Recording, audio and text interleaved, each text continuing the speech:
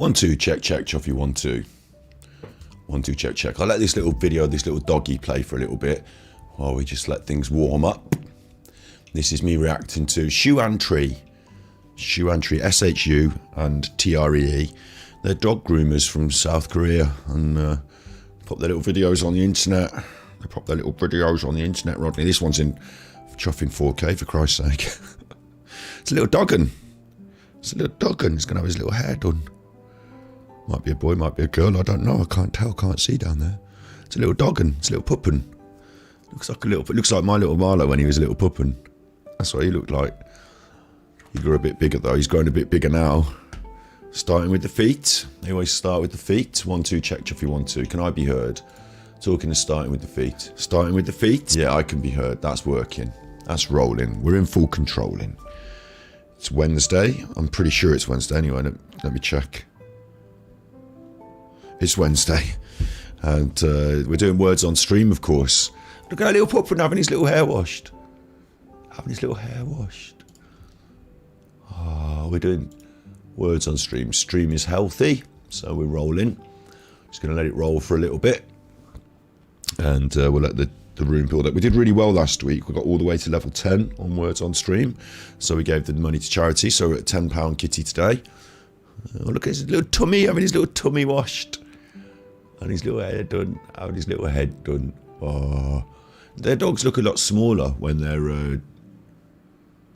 wet, don't they? Dogs look a lot smaller when they're wet. My dog does the same. He like shrinks down, all this big puffy fluffy, and he shrinks down when he's wet to a little spot. And this one's having itself washed in just a bowl of water. They're not doing the full. Oh, there we go. They've got the full shower on now.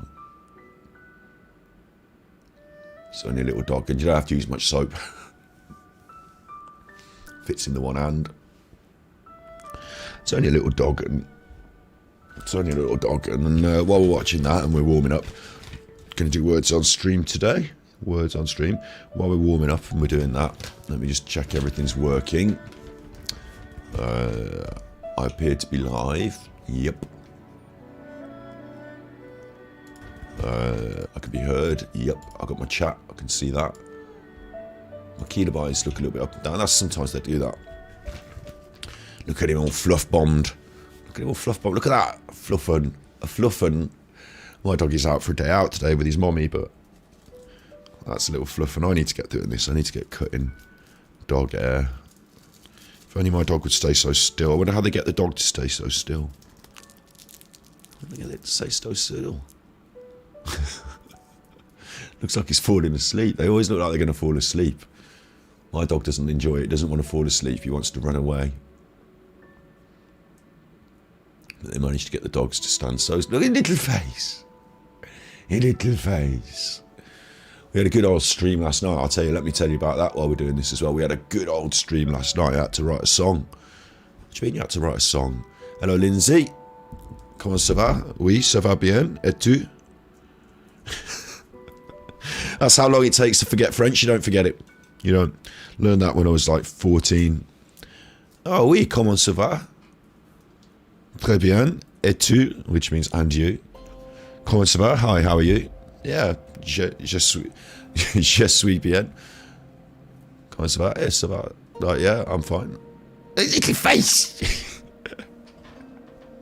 A little face. Oh, he's sleeping. He's sleeping.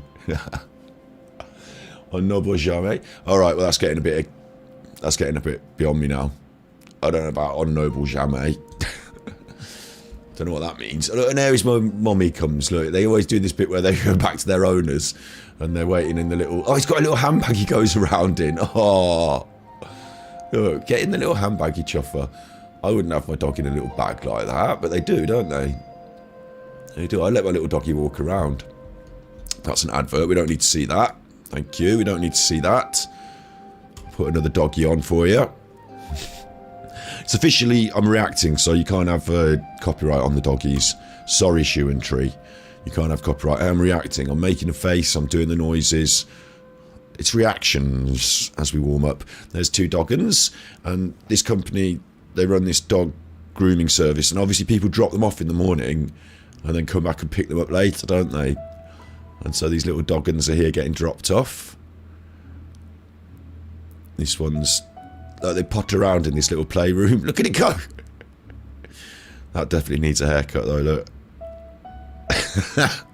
Can't tell where the dog starts and the hair stops, can you? It's like a little fluff bomb. Oh, oddly, never forget. From oublier, to be locked down in a big hole and forgotten. The old oubliers. There's a little doggy. We can come back to that. I'll have a little quick look at an oublier. Oubliette. I know this one. I don't. You know, I didn't forget this in a hurry. Down the oubliette. Now, I've not been down an oubliette myself, but I understand they're not very nice. Pop you down the big hole, and you're not gonna like that, are ya? Down a big hole. Not gonna like that, are ya? So, enough of that, the better. This is something else I want. There's a gross one in Warwick. I've been to Warwick Castle. Oh, it's from Labyrinth 2. Alright. I've watched that as well. The old David Bowie. Let's not get myself copyright straight away, but I had a right. I'll tell you what, I'll tell you about the 2 streams we've done recently, and then I'll show you Liz Truss and the person falling over, and then we'll get into words on stream. Recently, on Twitch, over on Twitch, on the other side, and don't worry, I don't expect you to go over and start signing up to Twitch or anything, you know, you like it on YouTube, you're here, that's fine, so am I. But over on Twitch, on the other side, this is my channel, and yesterday we did a stream here, Genshin Impact stream. Again, it wasn't us that was. I don't expect you to. You don't have to come and watch my Genshin Impact streams. I upload them to YouTube later if you ever want to catch them. It's fine. It's fine. It's up to you. It's up to you. Je me souviens. I am souviens. I'm a souvenir. I'm something to remember. I am remembering. Souviens.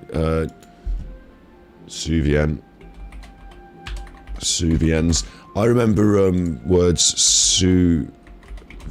I remember words souviens that either I've used in the kitchen or in my daily life. Remember, it is remember.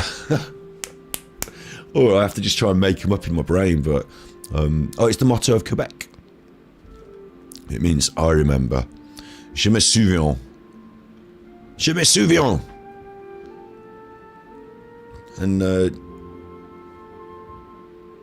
je voudrais les tomates. Je me souviens. It's like if you're doing the shopping, someone's like, oh, whoa, je voudrais les légumes, the beans. Oh, je me souviens. Right? Je me souviens. Leave me alone. So yesterday, Genshin Impact on stream. It's a Chinese game, so I did some reacting to some Chinese stuff. Might have a look at some Chinese stuff. I'll show you on YouTube some of the stuff I was reacting to last night. It's a bit heavy. And then we did the old Genshin Impact game. We played that. And then I got raided.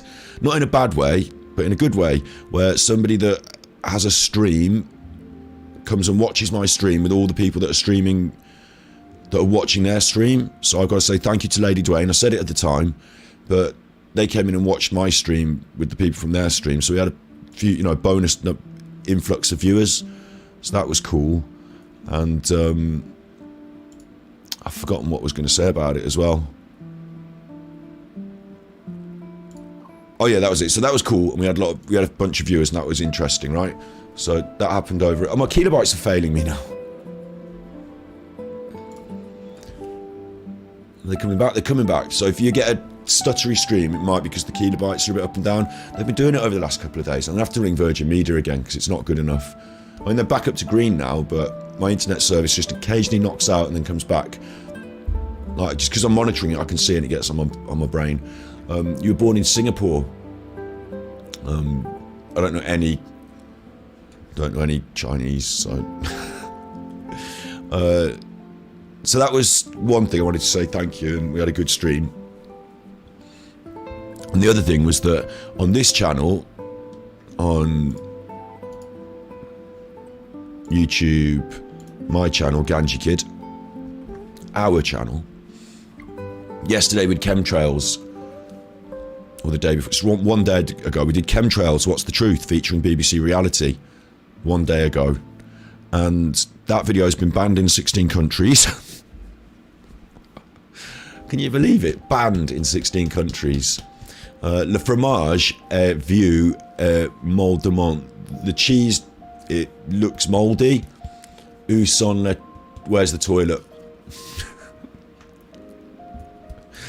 I'm not going to try and translate it properly anymore with Google Translate. I'm just going to use my translation. I remember my French, we did a verbal exam, like a reading and listening exam. And my teacher, who I thought was a bit of a tough nut, I thought he was a bit of a toughie. And he always was a bit of a toughie, old Mr. Henderson. I'm sure he's dead. Sorry, Mr. Haynes. Mr. Henderson's still alive. Mr. Haynes was a bit of a toughie, and I'm sure he's dead now. But he taught me French, and in the final exam, the verbal part, the reading and listening and, you know, talking to him bit, he fucking had the book open. He was so helpful. He basically got us all an A. He made sure that if you were failing that written exam, you were passing that verbal. And I was in there like, je suis enjoyer football, baller de foot.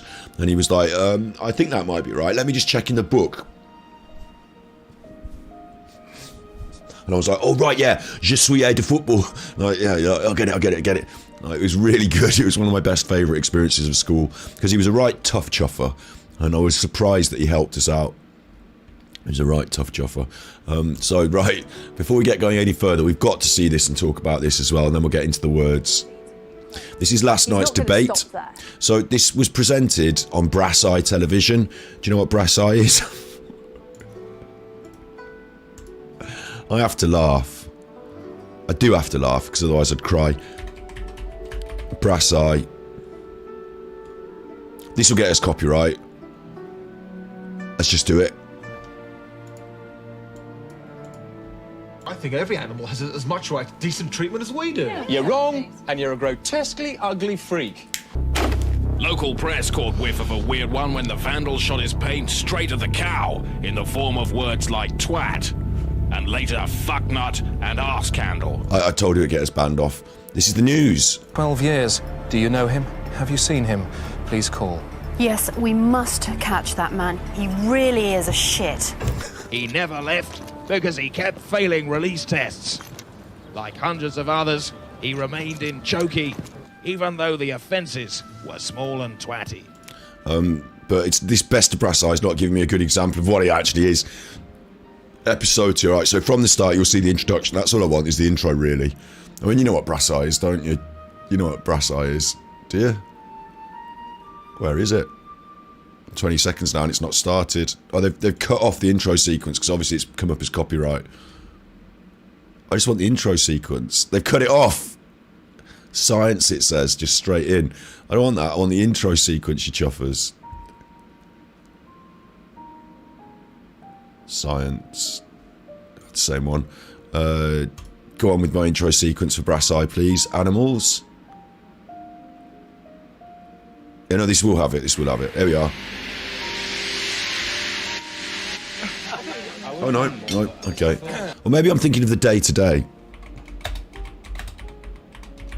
This is the news. Maybe that's what I'm thinking of. We're Network. Back the adverts. The bane of my life. The bane of my life. Oh, here we are. I'm thinking of the day today. Portillo's teeth. Here we are. The headlines tonight. Portillo's teeth removed to boost pound. Exploded cardinal preaches sermon from fish tank. And where now for man raised by puffins?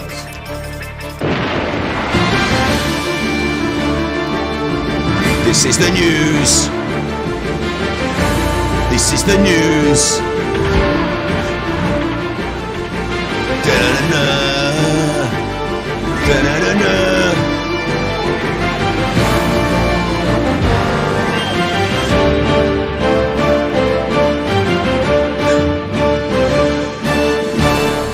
Yes.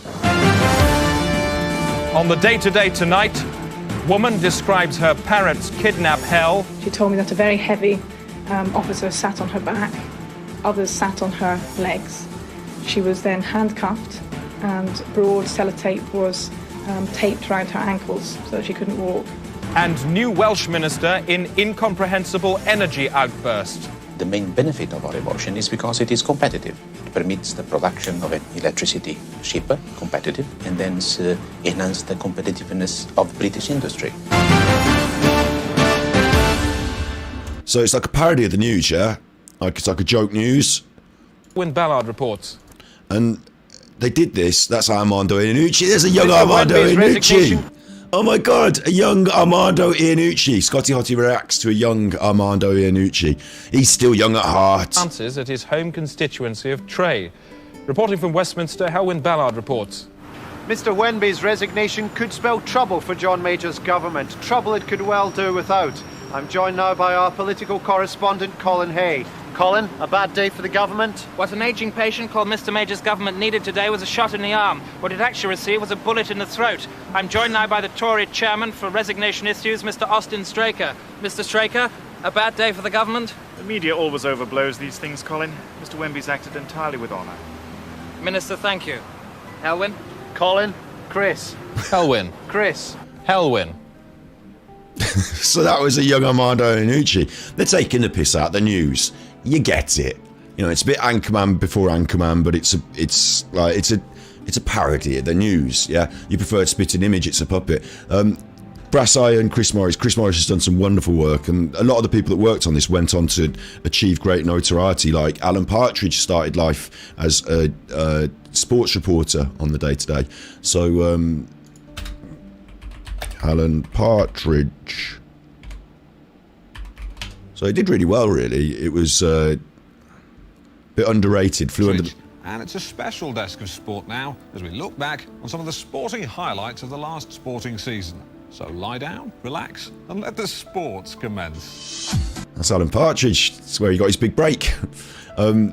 So what was interesting to me, though, is that yesterday's TV debate, if I just put The Sun, because it was sponsored by The Sun, which is an awful rag, but we'll just use this because it was sponsored by The Sun. Like, this full video here, check out this. This is talk. It was somehow, right? And I don't understand this. Somehow, the national debate about who's going to be the new Prime Minister. It's not really a national debate. It doesn't matter to anyone because we're not going to get to say. In fact, I'm surprised they're televising it because we don't get a say. It doesn't matter who's in the audience. In the audience for the one on the BBC, or was it the IT? It was the BBC, wasn't it? In the BBC audience, they had like a handful of people who voted Conservative, and I thought that's interesting, but they still don't get a say because they voted Conservative, being idiots, but because they're not in the Conservative Party, they don't get a say. So it's really strange the way that it's being televised. It's like an advert for the Conservative Party on the BBC. It's like an advert for like they're not debating the leadership of the Labour Party on the telly, are they? Right, it's just a big advert for them. But what shocked me the most was when the first one was on the BBC, this next one, the next day, was on this thing called Talk TV, which no one's ever heard of. And I don't know what is Talk TV? Let me just check. Talk TV. Like, I've never heard of it. What is it? It's an online... Oh, it's online. Got questions for Piers Morgan. Oh, I think Piers Morgan might have started his own TV show. Because he got kicked off our normal telly, didn't he? Is that what it is? Is it Freeview? Oh, it is on the actual TV at least. On channel 526. Who's behind it? It's a British channel operated by News UK. What's News UK? I need to know these things. What I find so weird is that a commercial channel managed to get the future prime ministerial debate, and like for why and how, and is it money involved? I mean, you can't find News UK, can you? Look, if I try and find it, it won't. It's like breaking news from the UK. No. Here we are. News UK. News Corp UK, trading as News UK, British newspaper publisher, subsidiary of the American conglomerate News Corp, and that's Fox News, Rupert Murdoch, Fox News. So it's not, it's just the fucking right wing. Publisher of the Sun, so no wonder the Sun was involved. It's just, and the Times. I didn't know the Times were involved. I always credited the Times for being fairly highbrow, but it turns out News Corps. So there you go, it's Fox, and it's Rupert Murdoch. That's why it's on this funny channel. And that's why this funny channel actually looks like remember where we come from? This is the news. This is the day today. Now remember the intro for this is the news. Bottomly refreshed after 3 days on cross, Bransom's clockwork dog crosses Atlantic floor, and sacked chimney sweep pups boss full of mayonnaise. This is the news. So it's a joke, but this looks like a joke, and they're trying to be serious. Look, it looks like a joke, and they're trying to be serious because look at all this virtual, light up studio. It just looks so tacky and fake, doesn't it? And apparently this speaks to the mass market. Didn't Jerry Hall marry Murdoch? I think she did actually at some point, didn't she? Hello Morgan, did someone call me? You were manipulating the algorithm with likes. I'll show you a couple of things about manipulating the algorithm. Remember to remind me after we've done a couple of words on the stream rounds. I just want to quickly get this thing out first, and then we'll do a words on stream round, and I'll come to the manipulating the algorithm, and I'll show you something really interesting. Tonight on Talk TV, Rishi Sunak and Liz Truss go head-to-head live. They both want to be your next Prime Minister. Welcome to the Sun Showdown. Fight for number 10. Fight for number 10. Oh, it's not a fight. It's a polite discussion, and then the Conservative Party choose. And really, it's not a fight because they've already got it. Conservative Party have number 10, and they're choosing which glove puppet, which it's most likely to be Liz Truss because she's got fewer of her own opinions and is more prepared to just say what she's told for money. And you can see that because she used to disagree with a lot of the things she's now standing for. She's the worst, horrible, vile. She's like a pigskin full of rotten vegetable matter, propped up and remote controlled by fat cat bankers. Look at this intro. Da-da-da-da. This is the news. They turned it into a joke. Now it looks like it's being done on brass eye. Look at him. He has to keep a straight face. She thinks it's serious. She likes it. She likes it. She's the world's biggest cunt. One of. Yeah, exactly. When do they bring out the giant Q-tip swabs? When are they doing the gladiators bit? Yeah. In just over 6 weeks, either Rishi Sunak or Liz Truss will be waking up in Downing Street for Poor their old first Kate full McCann. day as the United Poor old Kate McCann. She can't find a daughter, and now she's fallen over because it's not just that happened and it looks awful, but it's this. Presenter collapses. And this is where you get a really good read on our future Prime Minister. This is part of this debate. Succeeds in Ukraine, he's not going to stop there. He's going to challenge the freedom and democracy. Don't know if you heard that, but off camera. I shouldn't laugh. I don't know if she's all right. I don't care if she's all right. Off camera, the presenter fell over. She works for Rupert Murdoch's fucking pump out the bullshit company. So I don't care if she's all right. She'll say whatever she's told for money. She's a scumbag, complicit in the manipulation of the nation. But she falls over. She has a faint. And Liz Truss, we can see how our future Prime Minister will leap into action at the first sign of someone's distress. Challenge the freedom and democracy. Look at her panic. And what's she doing here? Why is she doing this to her hands to her face? Why is she doing that? It's because it's a natural reaction as humans. It's a body language thing, this is, to cover your mouth when you don't want people to see your actual reaction. Oh God, cover your mouth. Did I say that? Whoops, cover your mouth. She's doing this to sort of cover her mouth in shock, surprise. What she doesn't want to do is smile. She knows, she's thinking not about this woman who's fallen over, but about how she's being perceived on the telly. And what she doesn't want to do is smile. The freedom and democracy. Because obviously, like, she is smiling there. You can see the corner of her mouth turning up. You can actually see the corner of her mouth on the left slightly turning up. Oh my God, it is funny when someone falls over. You know, and if you don't give a shit about other people at all and you think that they're beneath you, then it's even funnier if you're Liz Truss. What's happened to the bottom half of her face? Why is her... Why is she such a spodder? She's just like Boris's missus, isn't she? She's such a spodder. So she wants to laugh and she can't because she knows she's on telly. So she goes, oh, hands by the side. Don't... That's a deliberate ploy. Doing a body language here. She's been taught how to do her hands. So she doesn't look like a clawing witch. But he's not going to stop there. He's going to challenge. And Blinky Liz is blinking a lot. Blinky Liz. Oh, there she goes. Now don't smile and laugh. So cover your face. But don't do that because people will see you doing this. Now think quick. Think quick, Liz, what are you going to do with your hands? Put them straight down by your side and stand up. She took a step back. Challenge the freedom and democracy. Took a step back, covered her face so no one sees her smiling. Hands by the side so no one can see that you're trying to manipulate your emotions. And now, of course, Liz, after you took a step back, now you'll rush to the woman's aid, won't you? Like, you'll literally rush from there. Like, you don't have to mess about. Straight in, grab her head, see that it's not banging on the floor, check her airway and breathing. Straight in, yeah? No, see first if Richie will do anything. Look to Richie. That was her first one is self-preservation. A second one is democracy. You think it's horror? You think it's horror? I don't know if it is horror.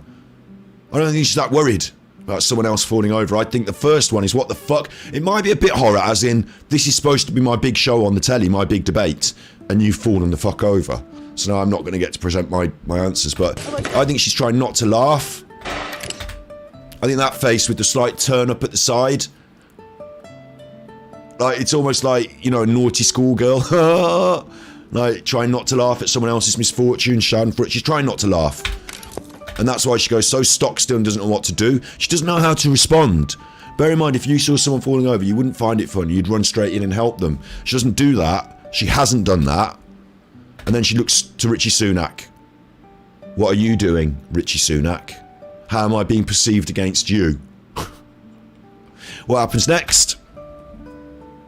She moves very slowly, with a face of concern, off camera. And they cut it. Uncensored. Ironic, isn't it? Because the first thing they do is censor it the minute anything goes down. Piers Morgan uncensored, you talk shit. But she moves very slowly.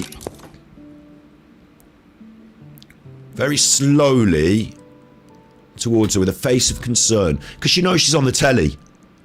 But her first instinctive reaction was to move backwards away from it and to look to Richie.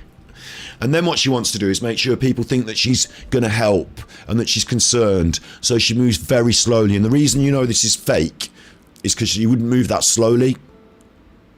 If you were concerned, you wouldn't move that slowly. What she's concerned with is how people perceive her.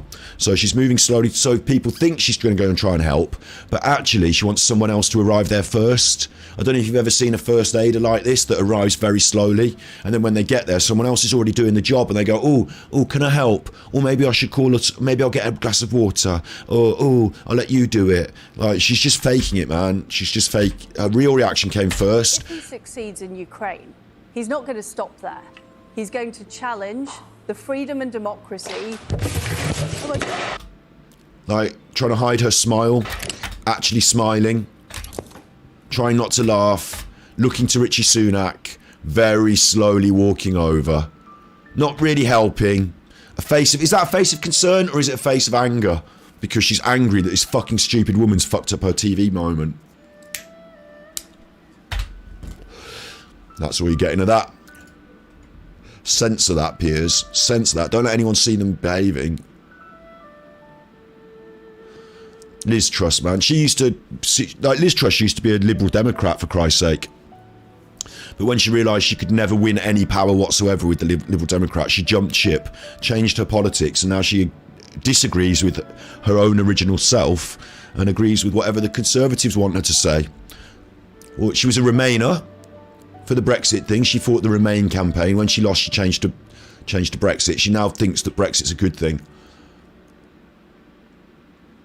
Maybe she can't walk fast. So you just kick them off. Just kick them off. If you were really concerned, you'd be in there quick. Trust me. Liz Truss is not a good egg. You don't want Liz... If you're the one collapsing, you don't want Liz Truss trying to help you out. She wouldn't give a shit. She'd be more worried about her own makeup. Honestly. Right. So that's today's... That'll be in the news today, you know, and everyone's saying whatever they think about Liz Truss. Well, that's what I think about Liz Truss. I know that she's a vile liar, an idiot and a fool, and she just manipulates. She'll say whatever is necessary for her own benefit, and she'll probably be our next Prime Minister, because that's what it takes. That's what it takes. She's a horrible, weak-minded, weak-willed slug of a person. She's a human slug. Oh my god, she did say that as well, didn't she? Oh my god. It's not an expression of are you okay? But it's oh my god. So I don't. The freedom and democracy. The first. She's practiced at this. Remember, she's a naughty schoolgirl. Remember, she's used to manipulating. Like, the reason the hands go is because it's to cover the face, to just not show the reaction. Sometimes that's because, like, we naturally do laugh at things that are bad. Like, someone might break their ankle, you might go, oh my god, like, you know, laugh, but I shouldn't laugh, I'm going to cover my mouth. She does that. And then she actually physically smiles with the corner of her mouth turning slightly up while she tries to stop it. She's quite practiced, though, at hiding her true feelings and then pretending to behave a certain way that she thinks people will want her to behave.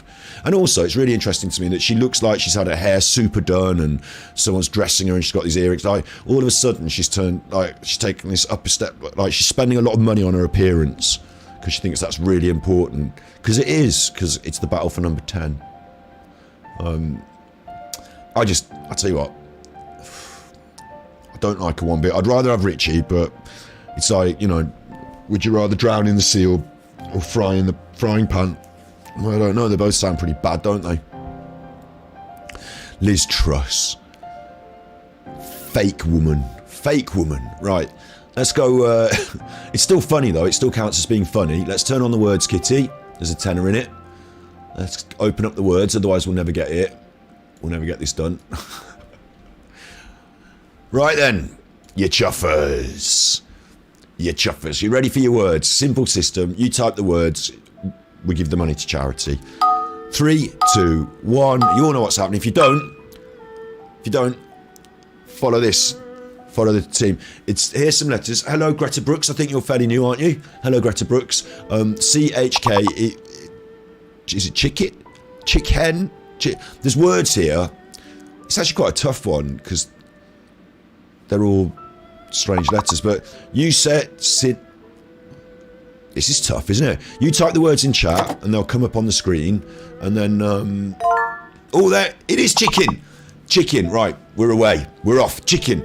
I was going to say it can't be chicken because there's an H in it, but it turns out there is an H in chicken after all. Check. There's an H in check as well. Right, we're well off the mark now. We're flying like a chicken. Cinch. Greta Brooks just started in chat. It's a cinch. No problem. Knows exactly what's going on. My brain had to break for a second. Chick, niece, and kinney. These are good words. These are good, solid words. Nice, not niece. NIEC. Maybe you can still have niece. 76 and 91. They do want quite a high score. Inch. We're inching closer. We get over the 91, and we're above level 1, and we're away. We're into level 2.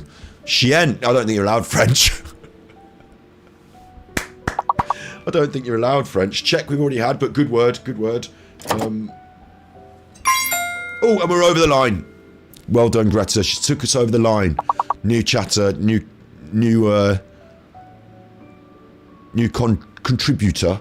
It's taking us over the line. Well done. And as the time runs out, we've gone 98 of 91, so don't have to stress. As the time runs out, if you want to get more words, you can. You do have a personal scoreboard.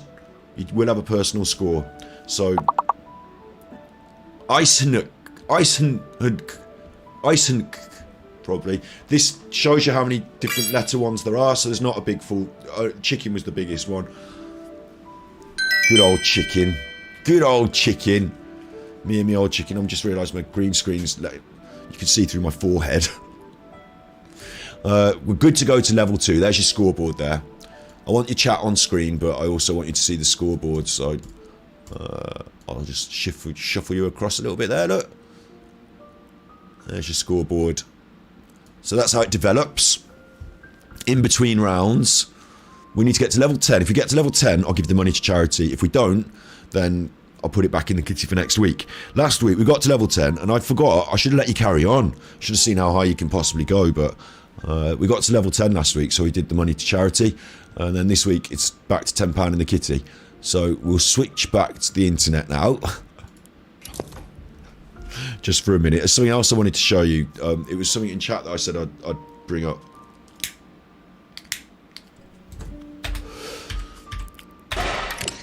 She's smiling! Challenge the freedom and democracy. Oh my God. That is not... See how she's looking up as well. This is something. This is something. She initially looked down at the woman who fell over, but now she's looking up. Who's she looking at? Who's she looking at? Two things. She could be looking at the audience that are behind, because there is a small audience in this studio. She could be looking literally at the general public and thinking to herself, the public are watching. Or, uncontrolled historian is really Greta. Possible, isn't it? It's possible. You never know these days. Greta is uncontrolled historian. All right, okay. Since you're saying it as well, Greta, I'll go with that. You can have two names. I've got two. I'm Scott. I'm Ganji Kid. It's fine. You can have two names. I'm Ganji Kid. I'm Ganji Cuts. I'm Ganji whatever. I'm the Scuffles. I'm the Grave Kipper. I think she might also be looking at the producers of the show. There's a slight smile turning up on that mouth, I'm telling you. Right, I'm going to have to go back and see what it was that... She only fainted, they called it a medical issue. Sort of medical, isn't it?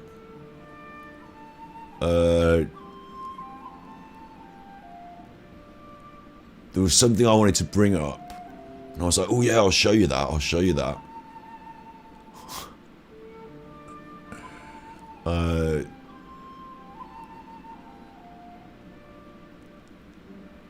What was it? I'm stupid. I can't remember things from like a little while ago. Manipulating the algorithm. Oh, you'll love this then. Right, okay. You'll love this. Does she have a prompt card? I don't know, actually. That's a good point. That's a good question. Because she hasn't got a team. Like the thing about Liz Truss is we know that she hasn't come up with the things she says herself. Because when she comes up with the things she says, she's an idiot.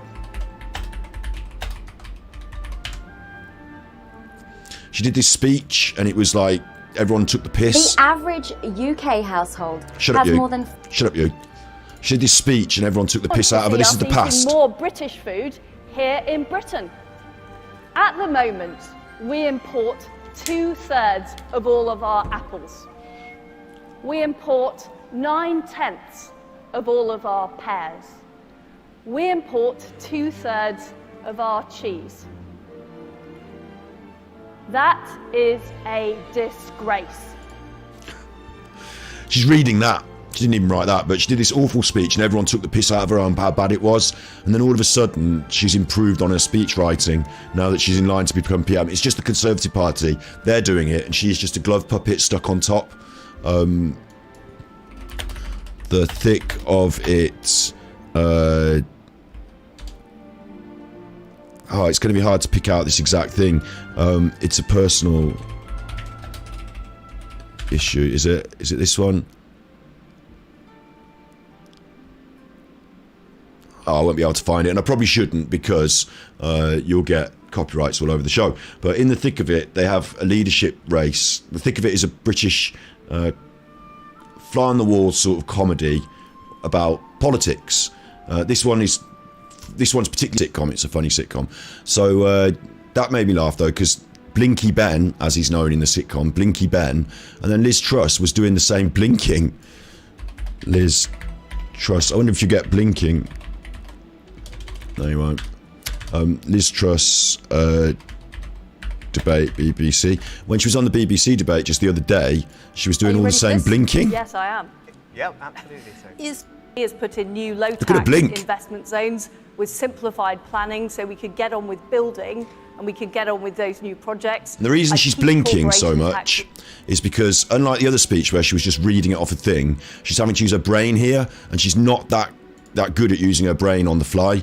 They've been sat in a room, they've all been shouting at her, you say this, you say that, do this with your hands, don't do this with your hands, stop doing that with your hands. Like, you know, she's had a crash course in how to be statesman-like, and it's not worked for her, and she's blinking, it can't quite get her.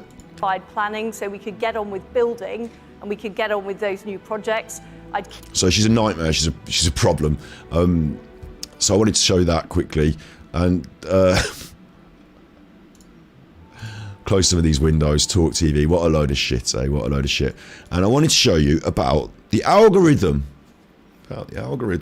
So I'll get this up first. How to eat... Oh, wait. I eat a tortilla chip vertically. What am I doing this for? Why am I doing this? I'll show you after the next round, yeah? I'll show you after the next round. I'll set that up. We're going to look at the algorithm next. And we'll do words. Oh, I'll tell you what I haven't done today. I haven't done the theme tune. I haven't done the theme tune, have I?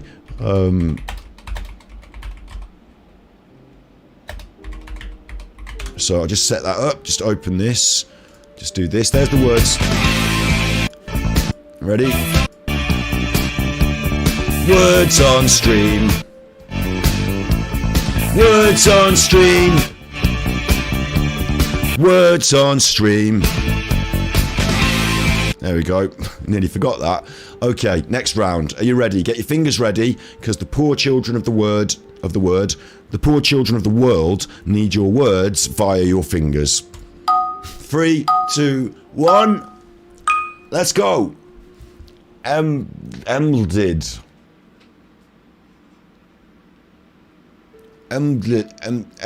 is quite tough. Meld these letters together to form a new word. Limed. I've never even limed. Maybe I got limed. Maybe someone slimed me. It would only be a mild sliming if it was middle. There we go. Straight from the ends of the earth to the middle. Greta Brooks, who is actually an uncontrolled historian in disguise, has found the middle. And we can all count. No, we've still got to get more words. All of you chuffers, you've still got to get more words. You've still got to get more words. In the beginning was the word. That's right. In the beginning was the word, and the word was... Can you fucking put that down over there and give me a hand with this? Dime. We're doing this on my dime today. If we win the money, it's going to come out of my... Literally out of my PayPal and go into the old... but it comes from your PayPal sometimes when it goes into my tippies, so it's all of us are putting this together. So it's not just me. We're going that extra mile. We're not being idle. We're making sure these kids didn't die on our watch. I'm using all the words. And we're going to give some money to charity. I don't lied. I don't want the kids to die. I'm not going to be idle. I'm going to put some word. We're at 61 of 40. Bloody hell. This is going quite well today. Don't get me wrong, I do want to give the money to charity, but when it goes this well, and you get to skip rounds and all sorts, I wonder. Oh, those lucky kids. Well done, everyone. We're way over the limit now. If you do go well over the limit, if you make it, like, sometimes it skips around. It gets you fired off real quick. You get fired up the ziggurat. You want to go up the ziggurat, except you don't, because the ziggurat was actually what they called, you know, in the Aztec times, they had those great big steps, and they'd take you up the great big steps, and you think, oh, and what's at the top of the great big steps? And as you get halfway up, you think, there's a lot of blood on these steps. Well done. Look, skip 2 levels. Oh, no. We're level 4 next. Bloody hell. I'm going to have to give the money to charity. You know, words on stream. So, do you know what the ziggurat? I'll just quickly show you this. Ziggurat. Because we all want to go up the ziggurat, don't we? The ziggurat. A pyramidical step temple tower. Oh, yeah. Has its architectural and religious structure characteristics of the major cities of Mesopotamia. All right. Now mainly in Iraq. Ooh, that sounds nice. Built with a core of mud brick and exterior covered in baked brick. All right. All right, a ziggurat. Ooh. Ooh, it looks a bit run down now these days, though. Could be one of those melted buildings. Looks a bit run down now. But its chances are, as you're going up the ziggurat and you think, this is nice, I'm getting to the top of the world here, when you get to the top, they might murder you, and that's a gift to the gods. So, you know, you might not want to be there. I don't know.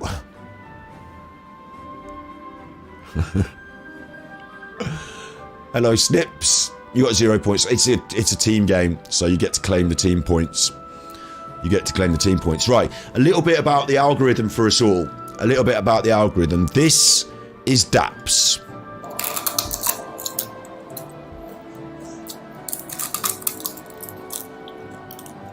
And as you can see, he's eating tortilla chips vertically. He's in his pajamas, is he? He's eating the tortilla chips vertically. It's not right, is it? As we all know, that's the most unnatural. It's probably one of the most unnatural things that you could consider to do. And we've all done it once or twice, where you eat a crisp on the wrong angle and it gets in your teeth and it hurts. Eating a tortilla chip vertically without getting hurt. That's Daps. He's eating a tortilla chip. That's nearly got 2 million views now. I've just added to it. It's nearly got 2 million views. And it says, I am a god. I have committed eating tortilla chip vertically. Fear me, mortals. Nearly got 2 million views. Now, we're talking about the algorithm today, because it was brought up in chat. Gum raiser, exactly. It's even you in chat. You know, anyone can see. It doesn't matter who you are, what age range, what demographic, or anything. That stands out, doesn't it? That stands out. It's got 2 million views. Now, we're all here on YouTube. I'm guilty of this myself. Trying to get some views and trying to work quite hard at the content. It's about working smarter, not harder, if you want the views. Now, I have to give up some views. I have to say to myself, I'm not going to get 2 million views on Words on Stream, but doing a bit of a thing for charity and having a bit of fun with chat doesn't always get 2 million views. I'd rather do this than get 2 million views then. Fine, I won't have 2 million views. But if I really wanted 2 million views, I'm not doing it the right way. This is the algorithm. This is how it works, isn't it? Look. A 30-second video where you eat a tortilla chip, 2 million views. Now, Daps hasn't just got that one idea. Daps is quite a smart kid. I say smart kid because you sort by oldest. Like many people who are now on YouTube. Sorry, excuse me, I've been drinking the chocolate milk straight out the thing, so if you see me picking my lips, it's because I get the chocolate milk on, and I'm on stream and I don't want to look like a goofer. But I've got it all over my mouth. Lots of people on YouTube start out as young people making silly little games, either about silly little videos, either about games or Minecraft or whatever. And these videos are not that impressive. Body hair.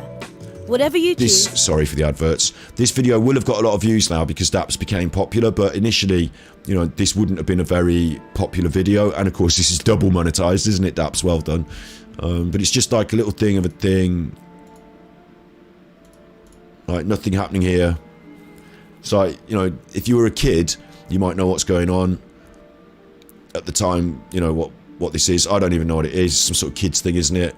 Do you know what I'm saying? But that shows you that the lad's about 8-9 years old and he's uploading some crap. There's a Minecraft one. So you know what I'm talking about. He's a young kid and he's just uploading some rubbish to YouTube. So it didn't get many views. Sock throw won't get many views either. But...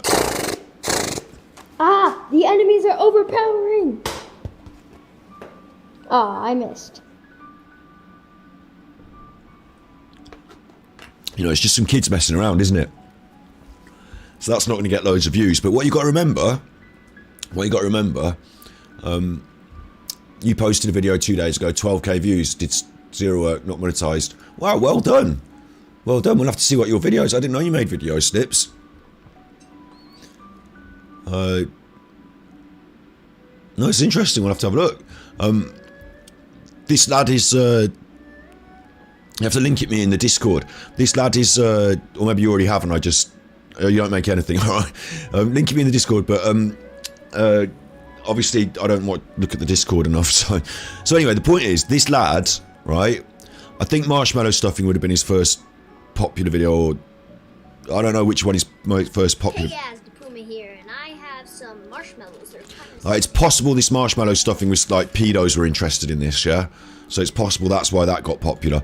But you can see he's just a little kid. Now, should he be uploading to the internet like that? I don't know. Maybe his parents should be involved, stuffing things into his mouth for pedos. But whatever. Some things get popular, some things don't. 5-second game review. 5-second game review. This game was good. It's not even 5 seconds. It was actually 4 seconds.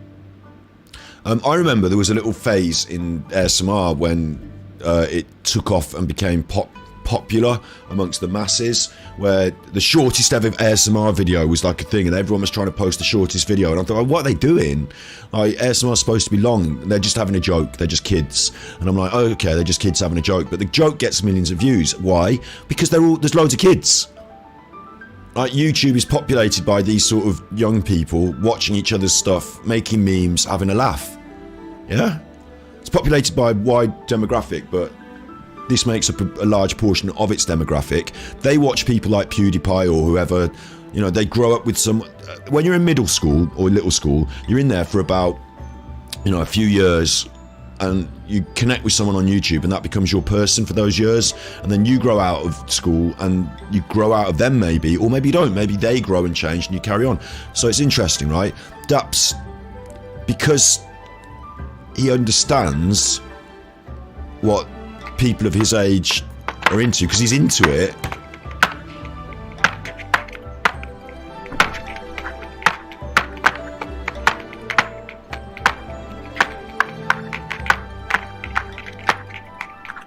Save me!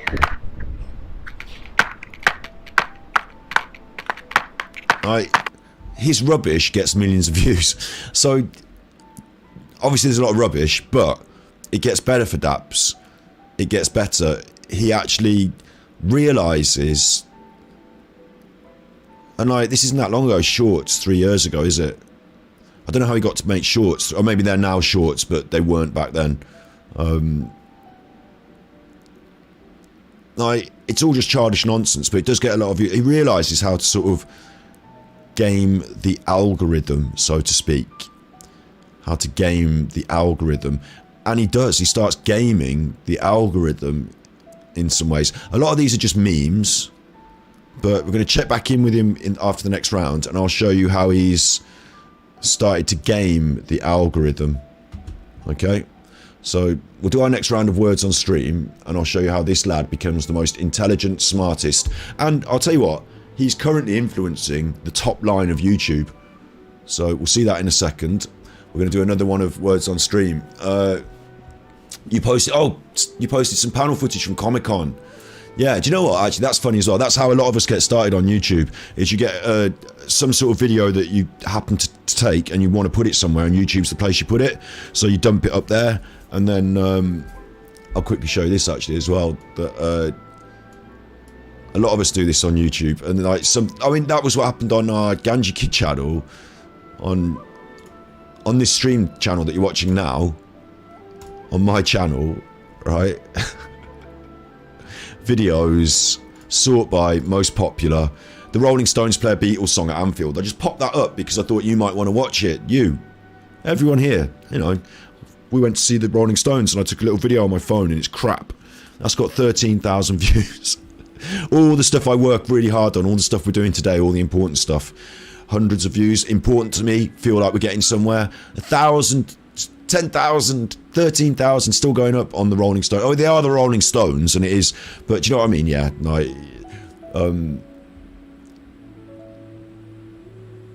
we're one sub off each other. You can give me advice if you want.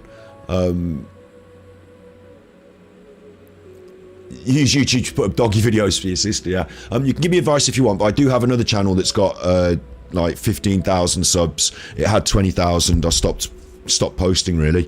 I had another channel that got up to the monetization magic mark. We'll talk about my other channels later today if you want. I'm not here to show off, and like, what I'm trying to say is that I know how to game the system, I know how to do the system, but I choose not to do it quite their way, because I'd rather have slower growth and do what we do than quicker growth and make a video of me eating a tortilla chip. So I'd like to be somewhere happy in the middle, maybe, you know, but I will absolutely listen to your ideas, and I'll show you some ideas as well as we do this episode, because there's lots of people I've learned off as well.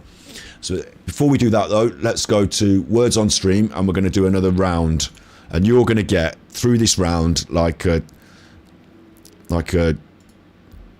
how are you going to go through it? Through this round like a I wanted to say human cannonball fired through a burning, you know, when they go through the hoops, that's round, and you go through it like a human cannonball fired through a burning hoop. But I remember there was a human cannonball who was fired and they missed the net recently, so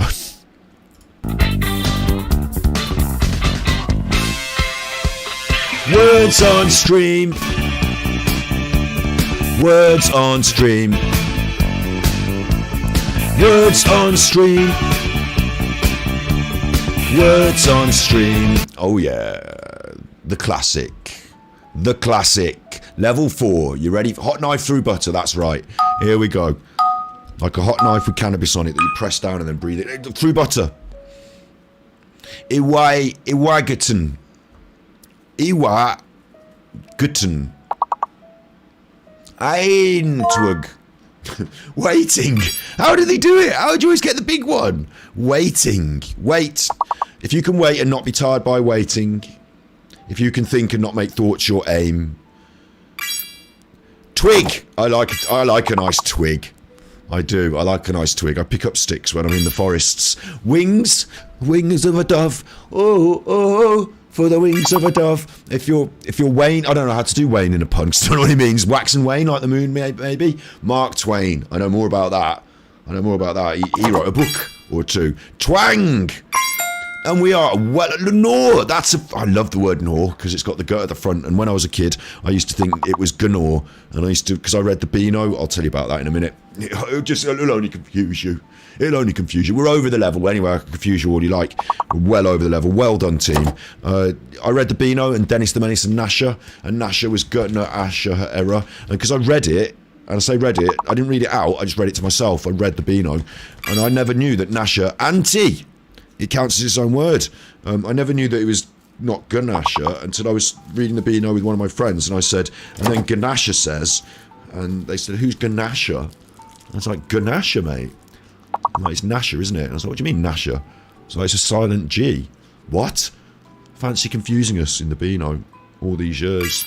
All these years. My twin across the water. Oh, the padlock. 77 of 61. Nat. Little gnats. Ah, why did I do that? It wasn't even a fly. And I wouldn't have hit it because I'm vegan. I don't like squashing them. I open the window and say, could you please leave? Please, could you leave? Tang. That's the tang of success. Another 2 levels? What? 2 levels? They're doing too well. There's your scores. Enjoy them, you chuffers. You're doing well too well. I think we're going to have to give the money to charity again today. You never know. The next round might get harder. Let's do a couple of conversations about the algorithm. First, just because it was on my mind, I want to show you some people I respect that I've learned from. I want to show you some great people. If you're on YouTube, Isabella knows what we're talking about here. These are some great people you might get some tips from as well. So I'm happy to listen to your tips. And this is who I listen to. I listen to Devin Nash. Devin Nash. How have you accomplished so much if these games literally consumed your life? Genuinely. Has done a lot. He makes interesting videos about Twitch and YouTube and, you know, the workings of and stuff like that. Obviously, he's trying to game the algorithm himself, but he really is switched on and he understands the insides and the way it's working. So you can learn a lot from Devin Nash. I'm trying to... He does a lot of interviews with top people as well. And he deals with some drama stuff, but this is the one. The reason only 1% succeed. This is one. And this is like the... If you take like nothing else away, Twitch is not built for... Whoops. The adverts. They all love the adverts, don't they? They all love the adverts. To support... I will tell you something that I think is so important for this. And this is like the... If you take like nothing else away, Twitch is not built from the ground up to support a career as a content creator. Every other social media platform in existence is this. And I think we get it confused, but Twitch doesn't do anything for your discovery. So Devin Nash knows some stuff. He's interesting. You almost went to the panel about this, but you realised I wouldn't do the tips. Yeah, that's the thing. I've listened to everything. I understand it all. It's just what we're doing is slightly different. Like it's like saying, you know, it's like saying, how do you get to the top of the music charts? Well, you do X, Y, Z. Well, yeah, but I'm not going to do my coconuts. So what do we do now? Well, you might want to gain some notoriety as an indie band and change your goals. Do you know what I mean? Like you might not want to get to top of the pops. You might not want to be Ariana Grande. You might want to be something different, but still in the same field. So it's like that, really, I guess. That's Devin Nash, though. He really knows his shit. I'm really happy to promote his ideas and share them with you and say, you know, you can learn from that. I certainly have. He's got an interview with Amaranth here, and lots of people are negative about her because she's on the hot tub streams, but you know, he's open-minded enough to ask anyone how they become successful and how much work they have to put in, and it turns out it's still quite a lot, even if you just get in a hot tub. So that's Devin Nash. And then another one that I really listen to is Stream Scheme, because this guy, I mean, there's a funny double-edged sword here, right? There's a funny double-edged sword, which is, this is a streamer. Did you know that the most important part of your video is the first 30 seconds? If you can keep your audience watching and invested for the entire first 30 seconds of your video, then you are much more likely to increase your retention rate overall. So you get what's going on here. He's teaching you how to do the content. Yeah, and it's really useful because we do content. He's just like us. He's just been through it himself over the last couple of years. He's only sort of just grown. So he knows what's going on in the world right now. Because if you ask a streamer or a YouTuber or whoever from 10 years ago, how do you grow? It's irrelevant because it's changed. Some things are still relevant, but anyway. But so he's been through it, he's doing it. So he's someone you can listen to. The only issue is, the only double-edged sword here, the only negative. I mean, I agree with a lot of things he says. I understand what he's telling me how to do. You know, I've taken all of his advice on board and I put a lot of it into action. So it's improved my product, my streams, yeah? First, 30 seconds of your vid, chuff you 1, 2, and then list the names. Yeah, but I do try and keep it short these days, don't I? I try and go straight into the action. I tell you what we're doing and what's coming up so that you know it's going to happen. I have got my own little intro, yes, and I could shorten that and make it better, but I'm not perfect. But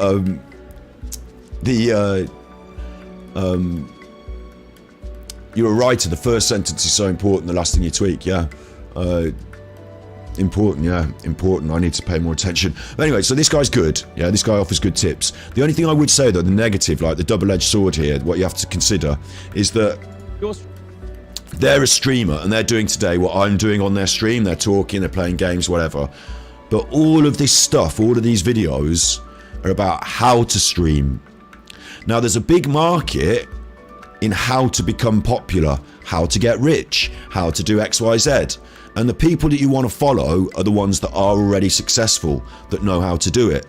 The irony here is, to get successful, you don't actually do streams about games or words on stream or anything. You make streams about how to make streams. You make videos about how to get popular videos. And they themselves get popular because people want to get popular. Do you see what I'm saying? You see what I'm saying? So hit all of his content. If I want to have a bustling channel, the thing he's not telling me to do, which is the real secret, is make videos about videos. Look, this one's how to make your webcam look pro. Every advice channel has got a how to use a webcam video. How to set up your stream, how to use OBS, how to, 7 steps to do before you go live. They're all good, useful videos for people like us. But the trick is that you're not getting popular by playing games. You're getting popular by telling people how to stream. So these videos are popular, and the knock-on effect is that maybe 10% of us will go and watch your stream. You know, the knock-on effect is that more people will now discover you on Twitch. But you've got 30,000 followers on Twitch, and yesterday's stream has got 2,000 views overnight. That's an old stream, only 1,000 views. Yeah? So you're not actually a successful streamer, you're a successful advisor on YouTube. 100,000 views, 3,000 views, 7,000 views on YouTube for a video about how to stream, Actually streaming, 1,000 views, not as popular. So there's a double-edged sword there, isn't there? Those who can, do, and those who can't, teach. Devin Nash is good, though. Devin Nash is good. You will find as well, though, you'll find here, Devin Nash is actually, in his own right, you know, gets the viewers for doing what he's doing. So that's, you know, his streams will actually get the views. Stream scheme is good. There'll be so many tips here that are correct. That are correct. Good practice. I'd call it good practice. How to, you know, but you don't have to follow everything. And, like, how to make better thumbnails is good advice, but it won't change your overall, you know, if I do all of my, from now on, we're doing better thumbnails, so what? You know, there's more to it than that, isn't there? So you have to take it all with a pinch of salt here, because every time I watch a video of his, I get a little tip, I get a bit of advice, but he gets views, algorithm, success. So teaching people how to do something, how to is a great start to any video. And a top tip here is you go, how to make a potato into a hat. There's no video for that. So if I make a how to make a potato in a hat video, I've made the only one. Now, some things are really popular, of course. How to make mashed potatoes.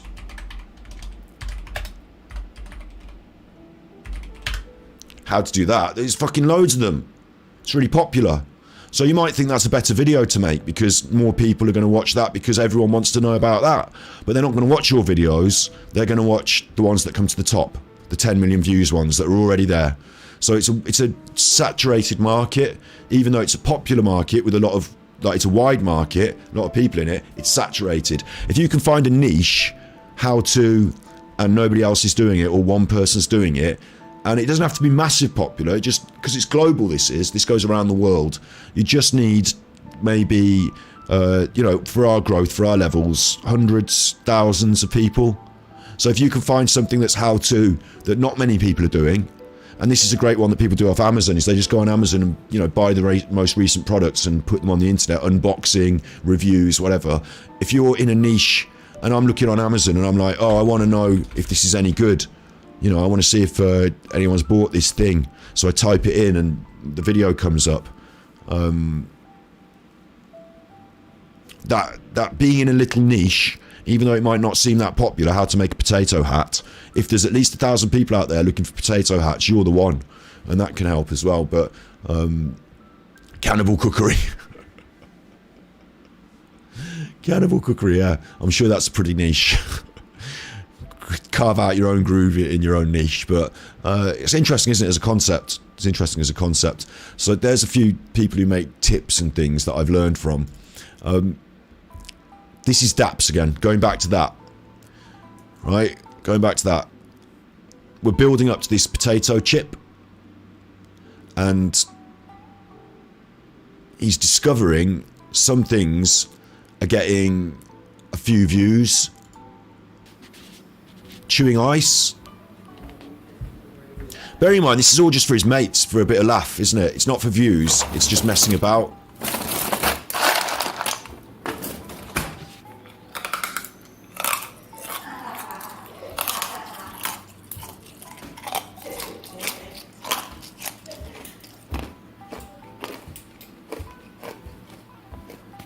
Just messing about, isn't it?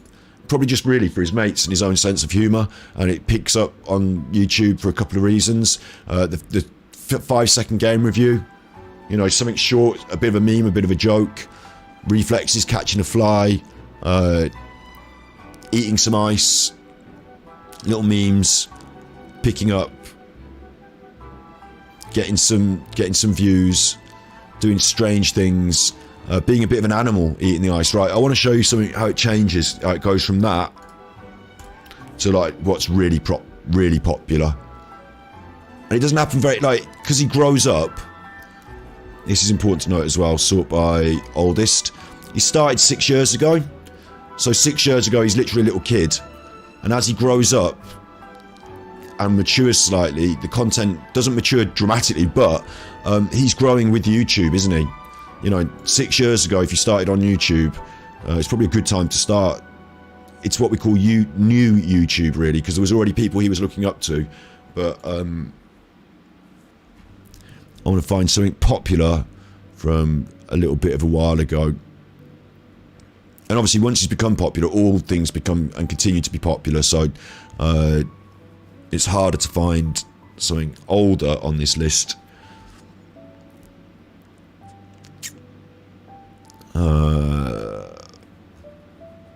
Where are we going? 7 months, 9 months, a year ago, a year ago.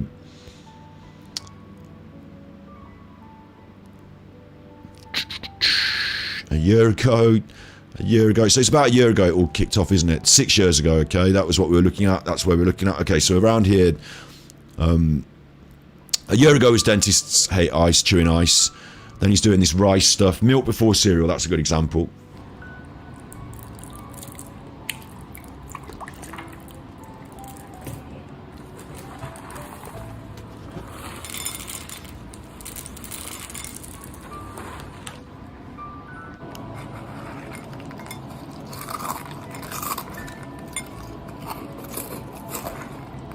I mean, we're not really, like, me and Isabella, we're not trying to make videos like this, are we? You know, Greta, size 57 followers, and yeah, size doesn't, it's about the love of what you're doing, and but also I want to make this my job, so. And professionals don't blow their nose on camera. I haven't got any piggies, have I? No. Okay, so like, we're not trying to make these videos. None of us are, but that's blown us all out of the water with 50,000 people watching it. And maybe I should actually look at the comments here as well, because like, wait, isn't this how everyone does cereal? This is what my mom said about birthing me. This man put his opinion on the internet without getting doxxed. What a legend. It's like, cereal soup is yummy, I really like it, and it's like little jokes, and all signs of Dax being human have now been lost. Like, it's like little memey jokes, isn't it? It's not anything serious, and it's almost like a bit of shock value, isn't it? It's a bit of shock value. Eating a cinnamon stick. If you're a side sleeper, you need to. So it is like blatant attention-seeking shock value stuff, but it seems to work. I actually like the taste of these. They're not really spicy or anything.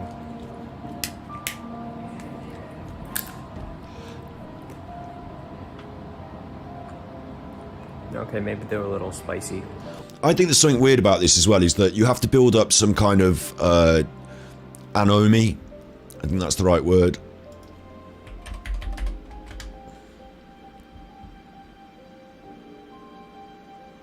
Lack of usual social or ethical standards in a group. So it might not be the right word. Maybe I mean bonhomie.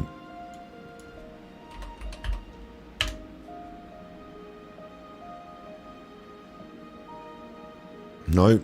What I mean is you have to build up like a good feeling amongst your audience, because I kind of predict that if I do some of these things myself, the audience would say, oh, you're just an attention-seeking old man. But it got him a silver play button, look. See, I look at it and I think, oh, it's just childish attention-seeking behaviour, but like, that's not what the comments say, and that's not what the audience and the group that are watching think. They're like, oh, isn't it good? And I actually find it weird. I think there's something about being accepted by the group. I think maybe because he becomes an underdog because of the acne, the haircut. Maybe he's took the piss out of himself being Asian with the rice videos. Asian Eminem, like, having a bit of a joke about some of these things. I wonder if it, you know, because it's childish memes, whether it's self-deprecating, whether it's seen as like, you know, a bit of a joke, so they don't mind too much about the attention seeking. But in my social circles, if you did something like eat a cinnamon stick on YouTube, everyone would rip the piss out of you because you're desperate for attention. So maybe it's a different generation.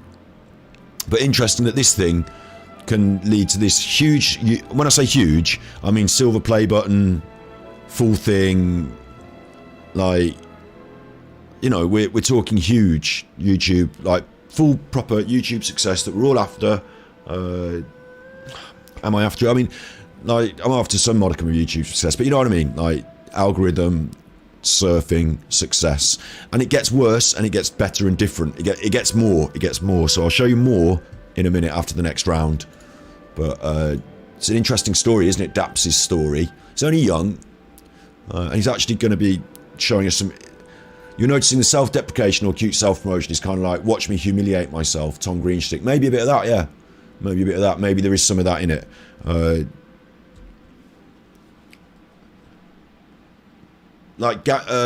I'm thinking of, not what they're called, Steve-O and Bam Margera and Jackass. I'm thinking of Jackass. You write born to kill on your helmet and you wear a peace button. What's that supposed to be, some kind of sick joke? I think I was trying to suggest something about the duality of man, sir. Thank you for the tippies. Thank you for the tippies. I will show us the tippies. I will say thank you for the tippies, then we'll do the next round of words on stream. And you're getting quite far on words on stream, so you probably win, you chuffers. So we need the tippies to pay for the fucking winnings. Who is she? UH or GB? Bought a coffee for me, so thank you very much. I don't know who to say thank you to, though, do I? I don't know who to thank. Thank you very much. I really do appreciate it. I really do. It makes a huge difference to me to have this income stream. Like, it's absolutely massive for me, so thank you very much. I really do appreciate it. UH or GB? Can't see me? I'm a shadow. Thank you very much. We're going to go back to words on stream. I'm going to do our next round. Okay, you got friends. You got friends in the room. You got double fingers. Double fingers for this. 2 sets of fingers. Have you missed words on stream? No, we're in the middle of the words. Don't worry, Rudy. We're in the middle of the words. We're in the middle of the words. We're at level 6, so the next level might get a little bit harder. Might get a little bit harder. You're right in time. You're right in time. You got your fingers ready? Everyone got your fingers ready? The children need your fingers. Not in that way. It's for charity. EPRD drop. Drop's a word. Drop's a word. Somebody put drop in. Epidrop. Oh, the purport order. They're showing us the words. That's not fair. The charity's going to get the money now. If you're showing us the words, order, that's a word. Dropper, that's a fucking word. Oh no! Well done, King Snowgerson, for the top word. But it makes me feel, oh my god, they're all flying in now. I'm a dope for saying I'll give all my money to charity. This is order of magnitudes worse today. They're getting proper words in. It's coming out me, it's seeping out of me pores. I think it's good. I think it's good. Well done, everyone. We're nearly prop and prod. All these 4-letter words are great because they push the total up. Roper and doer, we're over the line. 89 of 75. Oh my god. Doper. Doper? I don't even know her. See? I poured over these words and realised that you people are far too smart for this. You've gone over 100. You've gone over 100. The game is not prepared for this. Prepared. The game is not prepared for this. You've gone over 100. 113. It's astronomical. I've never seen a score in that order. I've never seen a score of that magnitude. It's unheard of. You can all have a relax. You can all have a. You don't have to. I should encourage you to write more words because it's better for the system, isn't it? You know, get all the words and get all your scores. But I'll just lay off. I've been encouraging you too much. If anything, I've been encouraging you too much, and you've got 113 points. So I'd better back off with the encouragement. I better try and slow you down. Road, he's still going. He's still fucking going. What's going on with you? You're trying to break the game. It's 2 levels. Level 8. We've only got 2 levels now and we give the money to charity. I mean, it's even possible that you just do 1 level and skip it and give the money to charity as sort of like a special. 2 of you have got over 100 points each. So that's 2 of you who've got enough points to win a round on your own. Jesus Christ. I'm going to have to think of a more difficult game. I'm going to have to come up with a more difficult game. I'm going to have to have some way of fixing this so you can't win. I'm going to have a button to press that, like, you know, oh, sorry, you know, the word didn't work this week. Sorry. Oh, it looked like the word should be there. Yeah, but it didn't come up. Sorry. I'm going to have 2 windows open. I have to find a way of hacking it. I'm going to have to hack words on stream. You ready for level 8? It's coming up soon. I forgot to do the theme tune. You'll get it next. Right. This is the recipe for mashed potatoes. You don't need that. Nobody needs that. Everyone knows you just boil them until it's all mashed up in the water and then you just serve it. Everyone knows that, don't they? Right. So, What I did want to show you, though, is going back to Daps and his incredible success, which I'm happy for. Well done, him. It's not like I've been on YouTube longer than him, desperate for the same success, working harder, editing videos and writing video essays and making social comment. And instead, I should have been eating a small cinnamon stick. Going back to this, now you've got the idea, yeah? Now you've got the idea, you know, a silly meme video can get you all the views. Let's see what the most popular views on the channel are. Let's see what the most popular views on the channel are. There's a few, forget the modern ones, because since he's become popular, you can do a TikTok and that's going to be popular. But putting hand sanitizer in a cut. See how the do you see how the what's the word? The formula is set now. Doing something a bit. I got a cut on my leg, so hand sanitizer time. So this should actually clean it. Oh crap! I even missed. There we go. You can see my face cam here. I'm not showing any pain. Oh, that went really far. It does sting a little bit though, which is kind of interesting. So anything where you're a bit of an animal. Anywhere you're a bit of an animal. Doing something that's like people think is, you know, like I hit my funny bone. Nothing at all.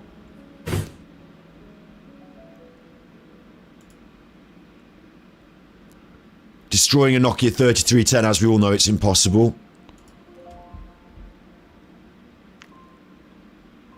This is a Nokia 3310 that I'm going to break. I'm going to break this. The grip test. You're right, born to kill on your helmet, and you wear a Now peach for button. this next test, which is the bend test.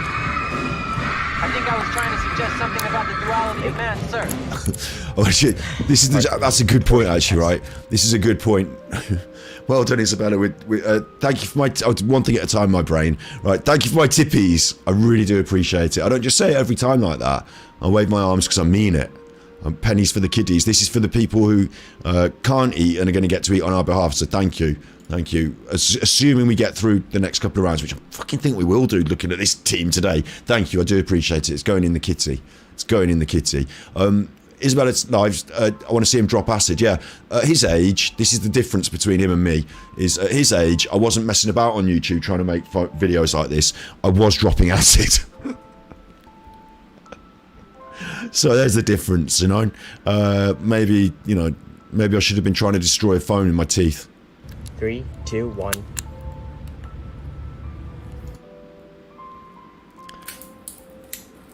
Breaking the Nokia phone. Like, it's just, you know, being a bit of an animal, isn't it? And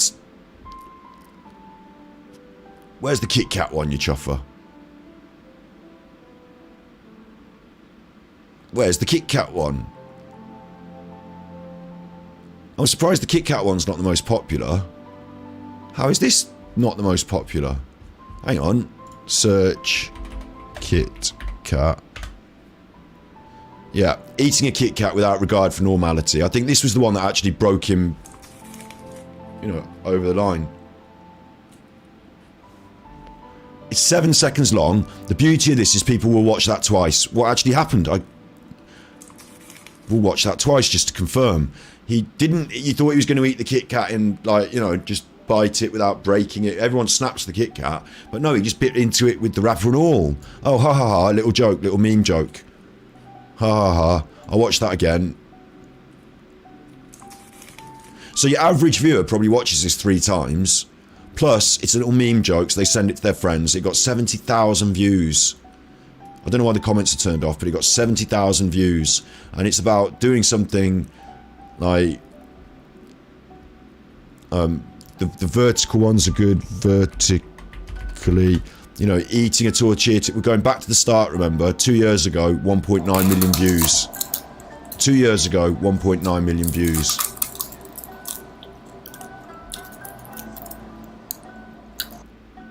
Yeah, and I want to show you something else quickly as well, which I'll do in another window, this window. Mr. Beast advice for YouTube. Is it this one? Probably this one.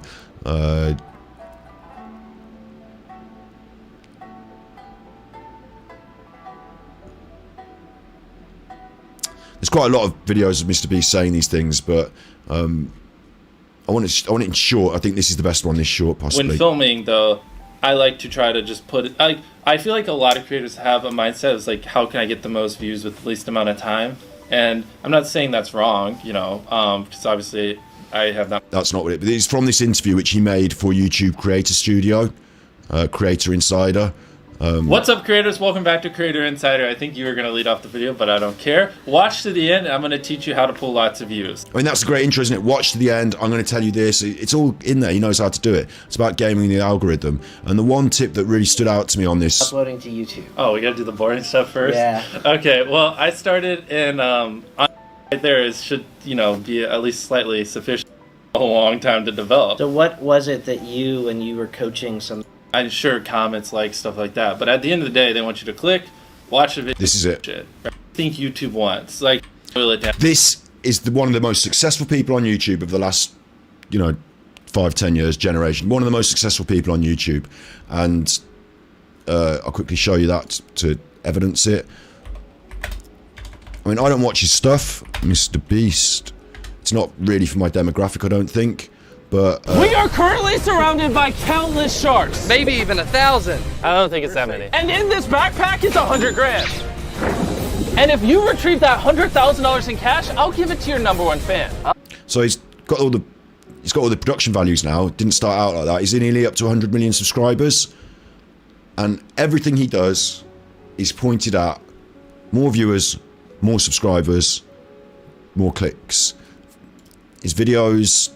I didn't eat food for 30 days. Please don't suggest that. That's a terrible thing to suggest to kids. It annoys me that you might have a video like that, actually, because I didn't expect you were this kind of person. He's not that bad usually, but that's a terrible thing to put in front of kids. Would you quit school for 100 grand? I survived 50 hours in a maximum security prison. If you can carry a million, you can keep it. I got hunted by the FBI. Like, it's great thumbnails, simple premises, interesting videos. To me, the most interesting thing about Mr. Beast is you go to the oldest, and he's one of these again, Minecraft videos.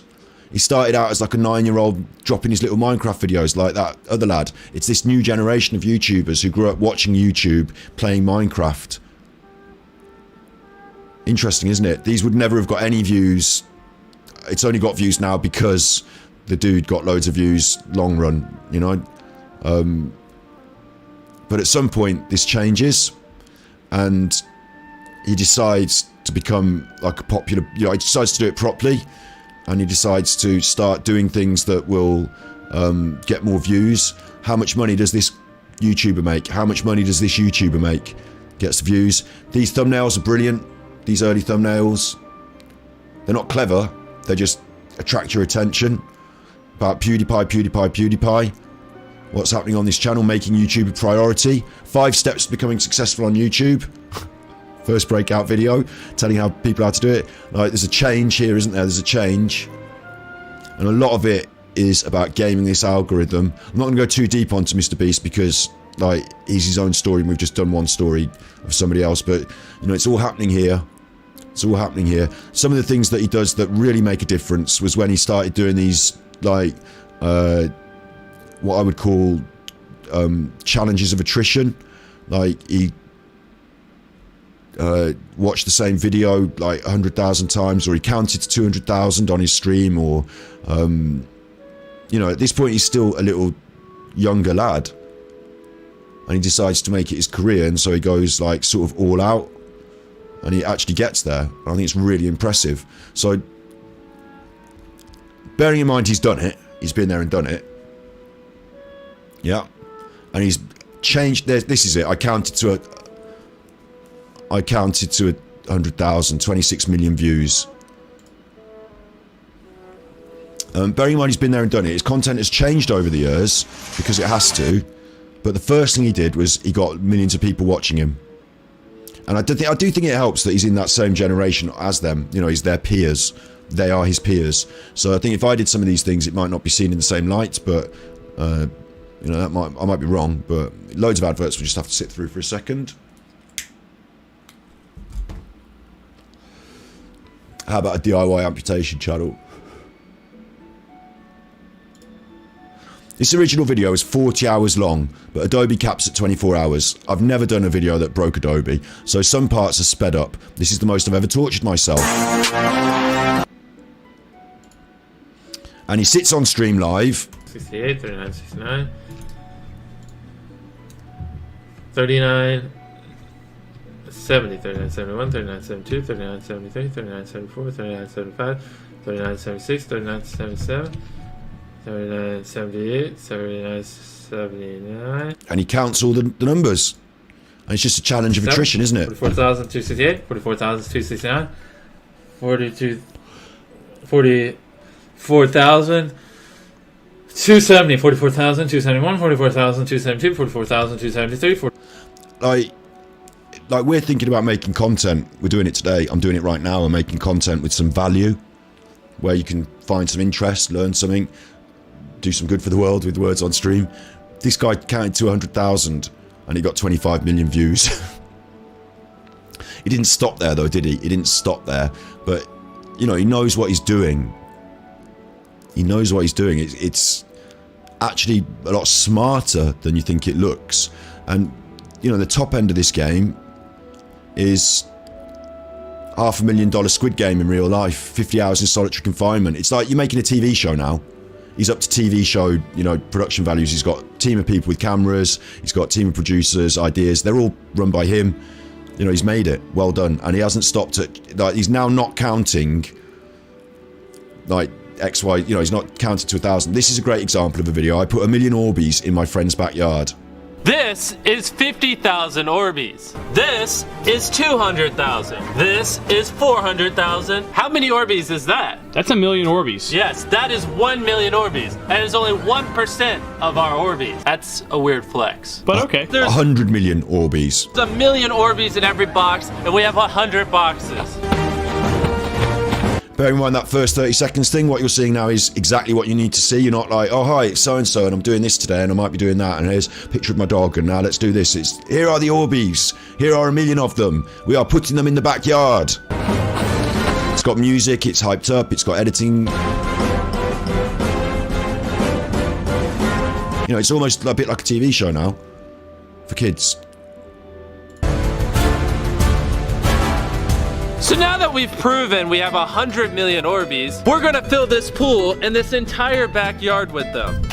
Next, I'm gonna ride the boogie board. Not to be confused with the boogie bomb. Stupid little kids. In theory, this should work. So what went wrong? I think it just didn't like me. Here, Chandler, it might like you. So, you know, there you go. It's a bit like a tame jackass, isn't it? But there you go. That's a really good video, though. 165 million views.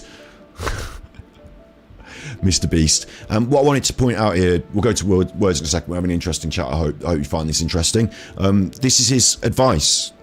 Down to the people who are watching, I'm the one being interviewed. I mean, when you really boil it down to the people who are watching, just think about it. Like, what do you think YouTube wants? Like, to me, I think YouTube just wants people to click on a video and watch it. What does YouTube want? It wants people to click on a video and watch it. Like, yeah, obviously, but no, like... I'm guilty of this, so guilty of this, aren't I?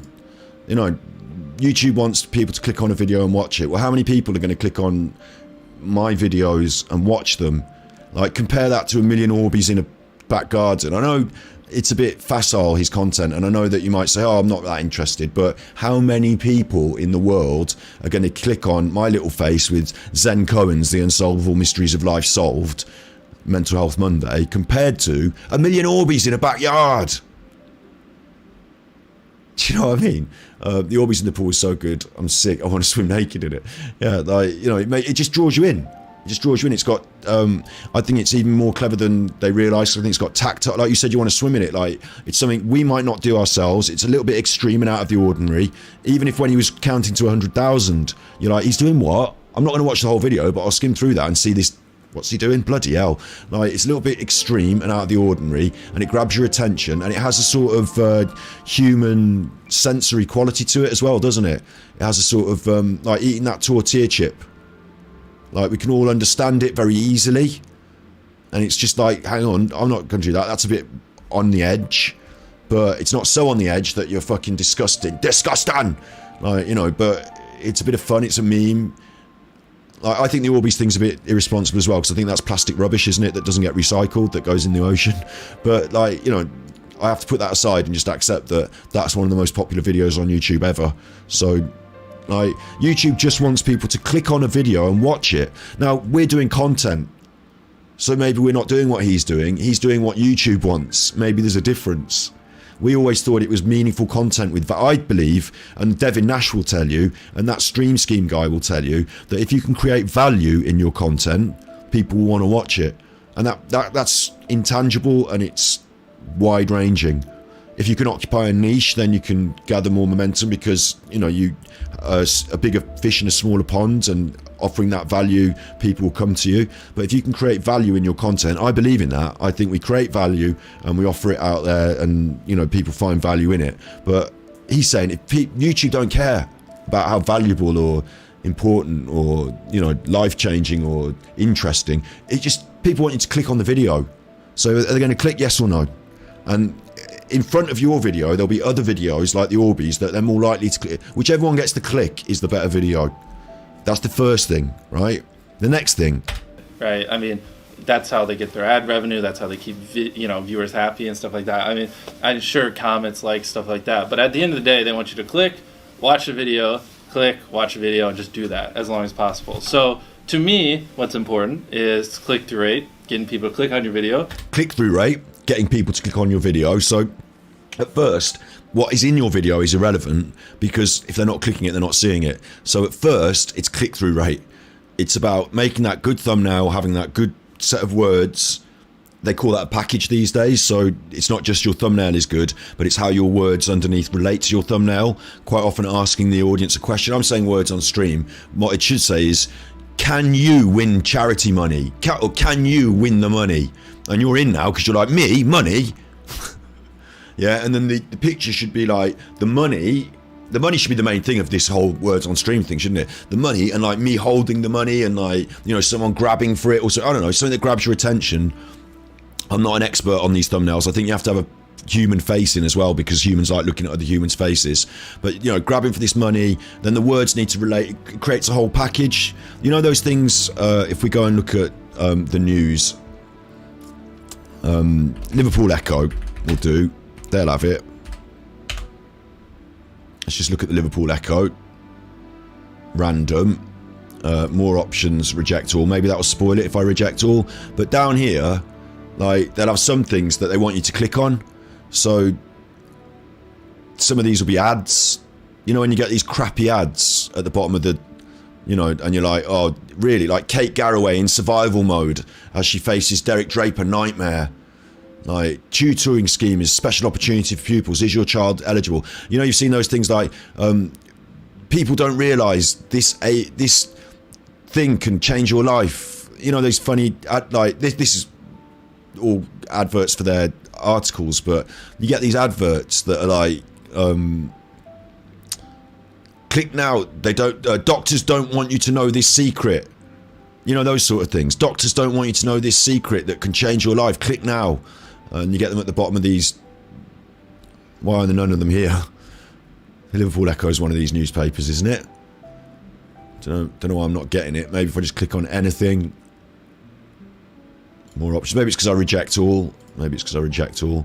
But at the bottom, shouldn't there be some of these adverts? There's one. The new £28 per month private medical insurance that's sweeping the UK. And it's a picture of someone and they're in the scanner and like, and you're like, ooh, like, you know what I mean? Those sort of things. Those sort of things, yeah? And they want you to click it. So they know how to make a thumbnail. Obviously it's just some rubbish advert for something, isn't it? But they know how to make a thumbnail and something to get you to click. Might not be good content, but, you know, these patches on your feet will change your life. Click quick. Like, you won't believe this thing. So they want you to click it and they want you to watch it. That's the main thing, that first thing. But it's a whole package. It's your content relates to what your words are, and him counting to 100,000, or, you know, eating a tortilla chip vertically, or putting the Orbeez in a pool, it obviously gets the clicks. It's also demographics. It's also about age ranges and stuff. But that's the first thing. But then the next thing is just as important. So to me, what's important is click-through rate,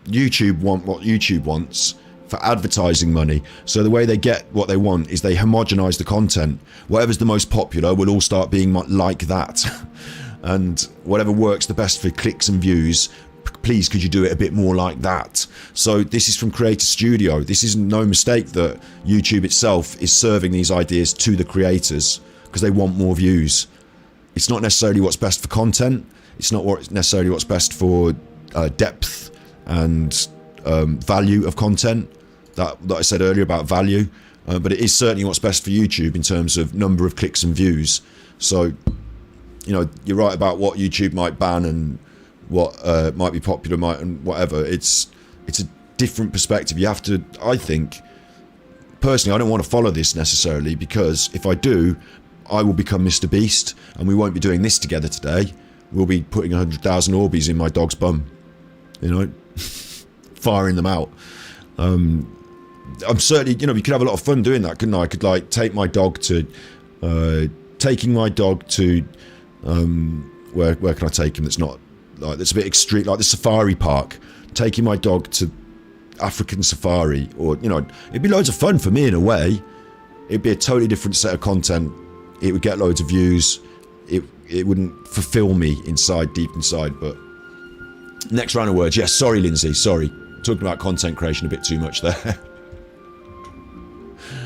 Oh, sorry, I got going. I got going with the content creation. Sorry, Isabella was liking it. Sharing some dark arts. Right, next words on stream. Get your fingers ready. Get your fingers ready. I'll do the. I do apologise. Words on stream. Words on stream. Right, just short. Go. 3, 2, 1. You're back in the room. Twag. Oh, there's a fake letter. A fake letter. This is where it gets tough. And it is a tough one because there's not that many words available. But only 40 points needed. And one letter is not to be used, but they don't tell you which letter. So one of these letters is not right. I don't know which letter it is yet. When you start popping some words in, I'll be able to shout, oh, I think it's this, but at the moment you just have to try. Pate, okay, we've got a P, an A, a T and an E. They are all correct. We're worried about the G and the D. Adept, right, I don't like the look of the G. I'm not sure, it might not be the G. It might, but I don't like the look of the G at the moment. Adept, we've got an A, D, E, P, T. They're all correct, those letters.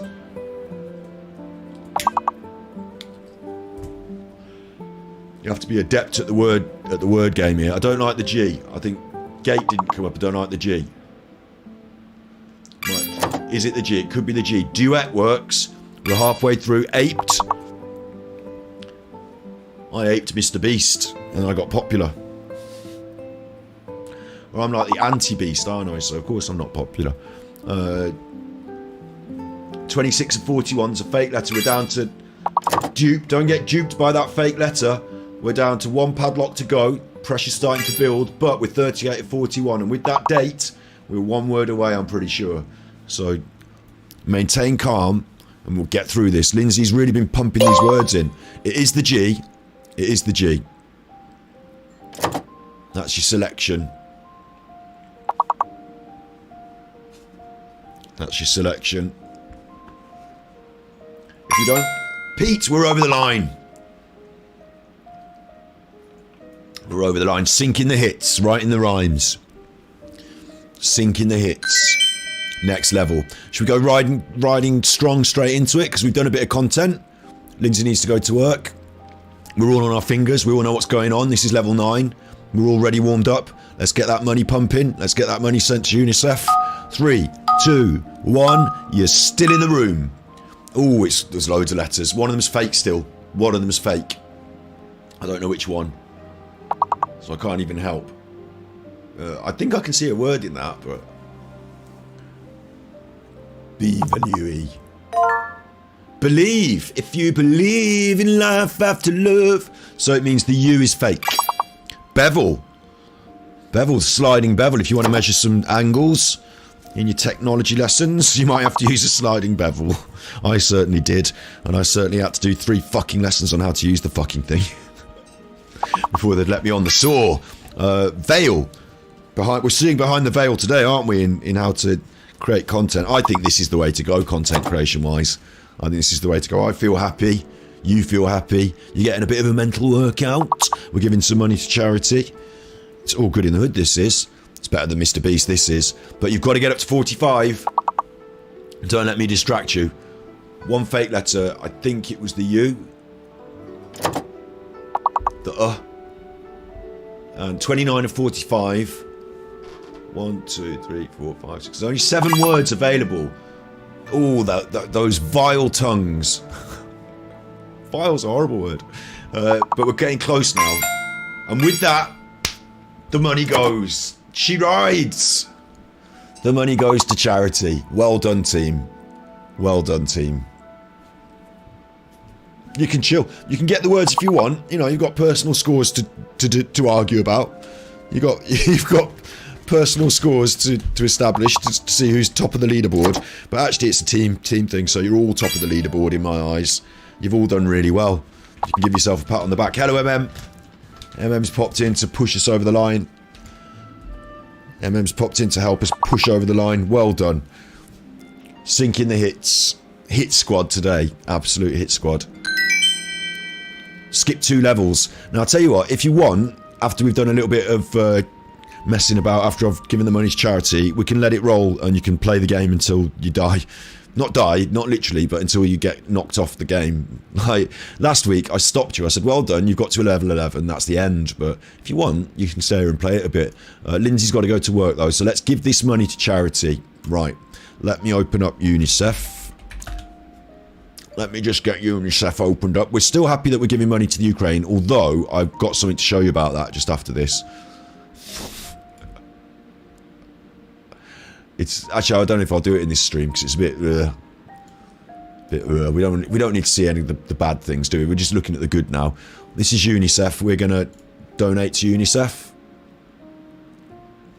Some of the screen is cut off simply because we're watching YouTube on this channel, but you can see like, you know, I'm not like on some dodgy website. This is UNICEF.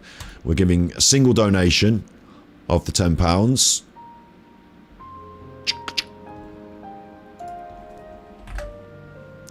And that means next week's kitty shouldn't really have another £10 in it, but I'll start the kitty with £10 in it again next week as well.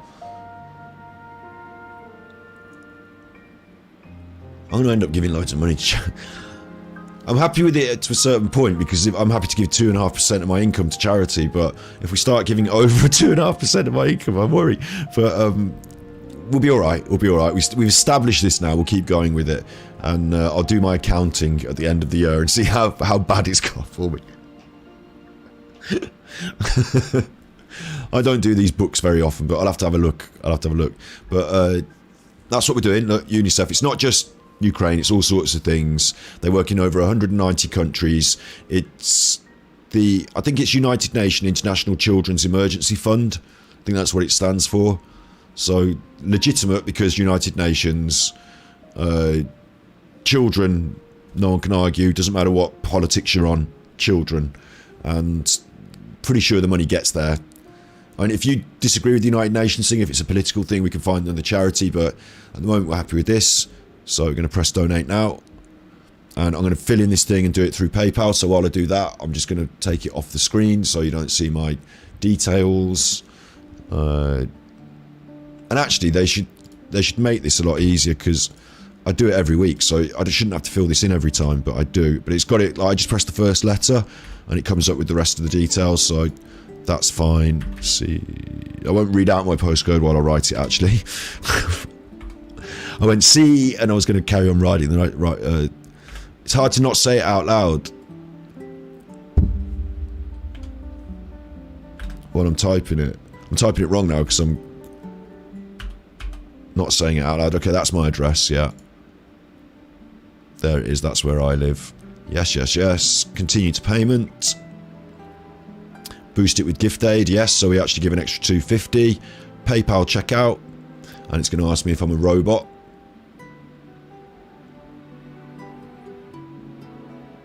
PayPal balance. Yes, continue. Finish paying at UNICEF. Payment is processing. Thank you. Okay, we can put that back on the screen now. Thank you. Your donation is on its way. Today it was £10 plus £2.50 in gift aid. And they're happy about it, aren't they? They look happier now. So that's good. You can share it. We're doing it. I'm sharing it now on the internet, so I don't need to press these buttons. But more ways you can help. You can have a run. You can do some colouring in. Or you can go out and campaign. You can have a shop. You can buy something from the shop. The shop? I didn't know they had a shop. Jewellery. Fashion. Fashion? What's that? It's weird, isn't it? Fashion. Might get myself a t-shirt like Ewan McGregor, look. Ewan McGregor, they got Ewan McGregor to model it. Lucky chuckers. Look at Ewan McGregor. Ewan McGregor's having a good time, isn't he? He likes going around on his motorbike, doesn't he? Oh, the final scores and ducks. Sorry. I'm getting tied up with you. There you go. Sorry, you actually want to know your scores. You want to know your scores. Get your pens and paper out, write them down. It'll be immortalised on the internet now. There's the final scores. The scores on the doors.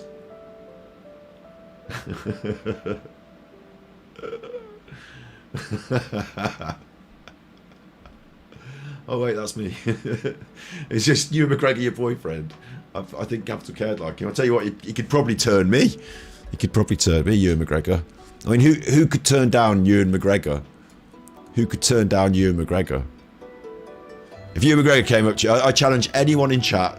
Doesn't matter about sexual orientation, age, anything. Ewan McGregor sits down next to you in a bar and says, "Oh, can I buy you a drink?" He doesn't talk like Sean Connery, does he?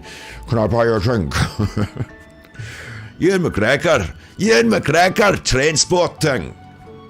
Choose life. Choose a fucking big television, you big fucking wee man.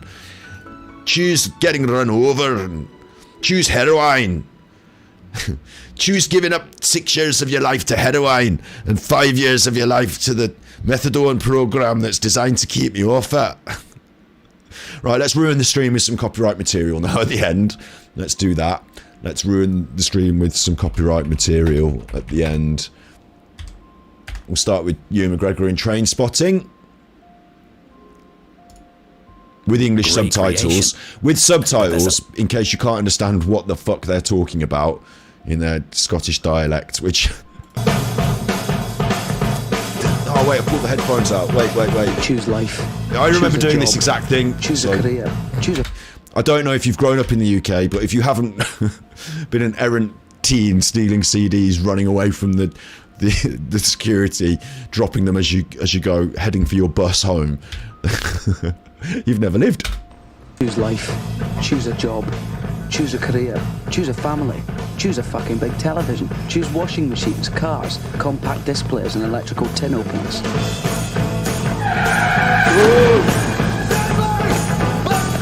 Run!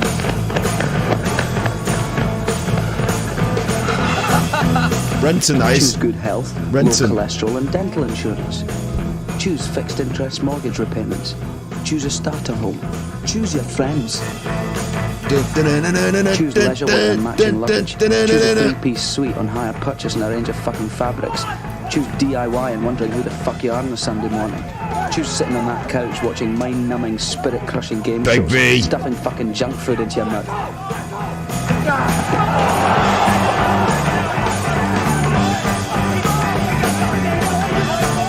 I didn't know, but Spud's the main one, isn't he, really? Spud's the main one.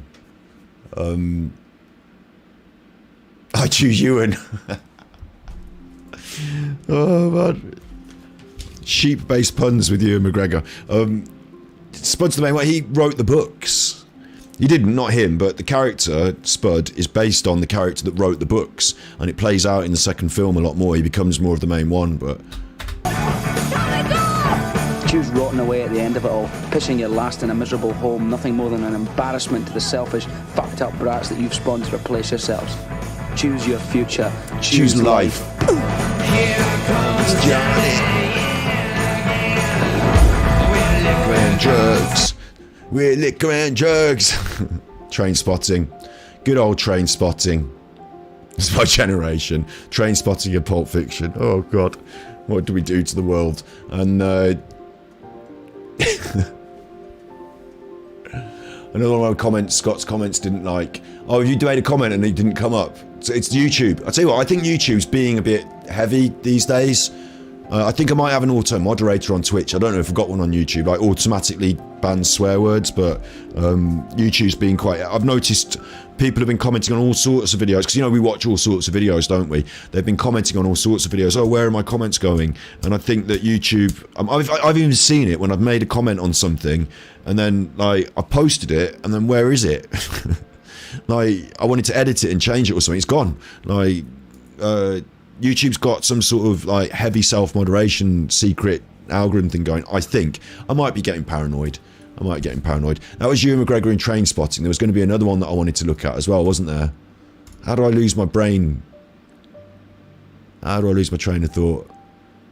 I said, let's get us copyright strikes. It was going to be Train Spotting and it was going to be one other thing as well.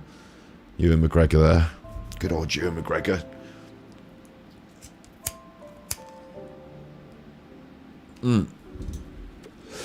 Jacqueline McCafferty.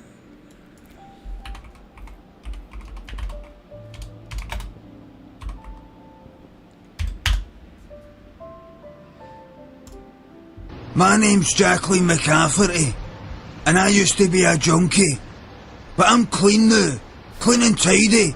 I want to get dressed up in good gear now. I don't want to kick about in a piss-stained trackie with shit down my front. I've had it with all that. It does annoy me, and it's a sad thing, but apparently Limmy's show, that this is from, he lost the hard drives with the original, so you can't. But this should be stretched slightly, and I just want to look my best, so I headed round to that Versace.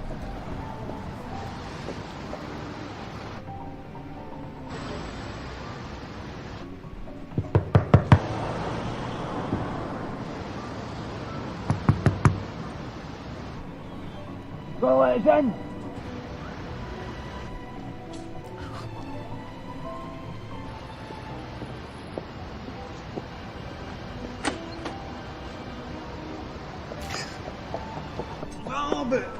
What's that all about then? Man, I'm good enough for in here though. Do you think I can afford to get in here now? You don't? Hey, what's that you're wearing?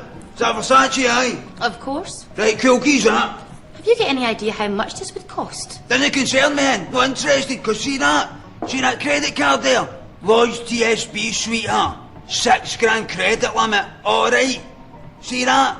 Barclay card. That's a 12 grand credit limit right there, dear. Alright. And see that? That's only a 4 grand credit limit, but that's for the Royal Bank of Scotland, alright? And I get offers for every other kind of credit card you can mention, every fucking day. So you can stop looking down that wee nose of yours, you can guess what you're wearing. Guess what she's wearing, the pipe for whatever the fuck she wants, I know, alright? Won't ask twice then, just there.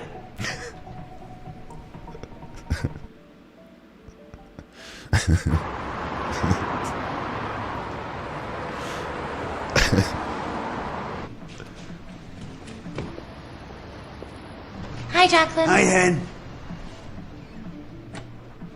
Aye. You didn't fucking forget me in a hurry.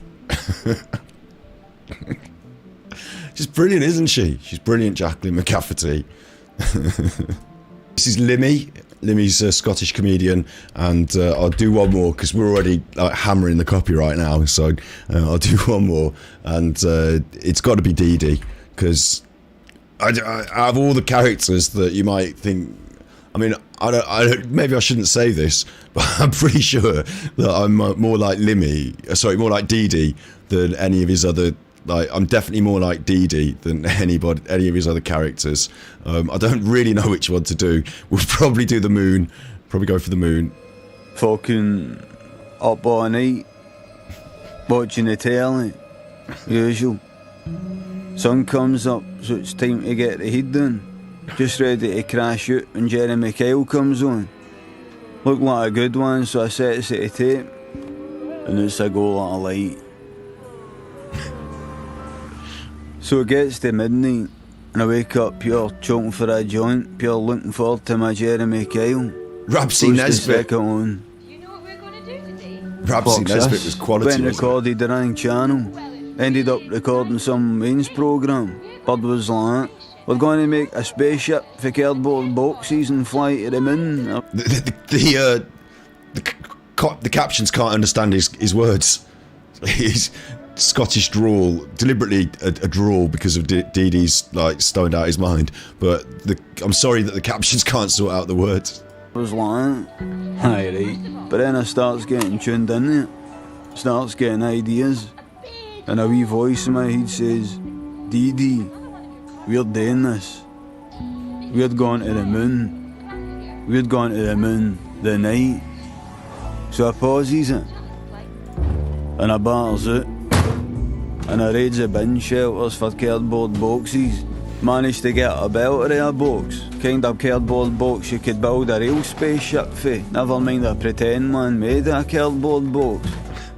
Anyway, I gets back to Cape Canaveral and we're ready for launch. But no before I've had some rocket fuel. A banana skin triple TARDIS bucket upside down my couch. No need for a spaceship, I was already on Pluto. But I gets in anyway, as captain of the starship Dee Dee. Fucked it man up. Press play on the remote and the bird was like, right, 3, 2, 1, lift off. I was like, yeah. Bird was like, look below all the people, they're tiny. And they were. I've lost the plot, man. Then she's like, look out, Martians. Perry's trying to shoot these daffy Martians, but I was no used to man their base in my state. Then she goes, we're nearly there, we just need to get through the asteroid belt. I was like, you're joking. If I thought it was going to be this much hassle going to the moon, I would have just stayed on Pluto. But then she goes, we've made it. Looks around, there it was. The moon. I get suit, starts walking about like an astronaut. Played a bit of golf. Took big jumps that went on forever. Bird was like, right, let's go back home now. I was like, you go ahead. And I switched the thing off. And I went travelling the galaxy myself. Taking in the sights. Investigating new civilizations. See? And new technologies. I even bumped into this guy from Neptune, but I wasn't fighting him. We were organising stuff, treaties and that. And he told me that the woman on the telly got it wrong because the Martians are dafties and aren't even in space yet. What she's making up. Anyway, I saw the sunrise again, so I bid him farewell. See you later, right? I set the controls for Earth and I put myself into suspended animation. And when I woke up, I was back. Home sweet home. Back on Terra Firma. The place is fucking... Till next time. The place is trash. I said home. See that mess? Yeah, you see, you have mates with Mars putting this guy, fair enough. This might not be the funniest of his sketches, but in my opinion, this is like one of the truest. See that mess? If you've ever done mushrooms, at the time you're just like laughing and having a like he was pulling the controller apart, like, having a laugh, and like when you wake up the next day, you're like, what? Who's trashed this place? And you think, oh, it must have been me. Oh wait, I remember getting all those CDs out. Oh shit, I remember turning out the bin. Oh shit, did I? That's just not a normal mess. That's like a, you know, wake up the next day after tripping mess. Oh, comedy, good times. Limmy Vines. Limmy has been on the internet for a long time. He's also a streamer. You know, he's a professional streamer. But he does some good Vines as well. An hour's worth of Vines, of course. But the Frosty Jacks was my favourites. It's ironic, isn't it? Advertising cider on the top of this video. You'll see the irony in a minute. Limmy, like me, is also confirmed non-alc. Like, he doesn't drink anymore. Nor do I.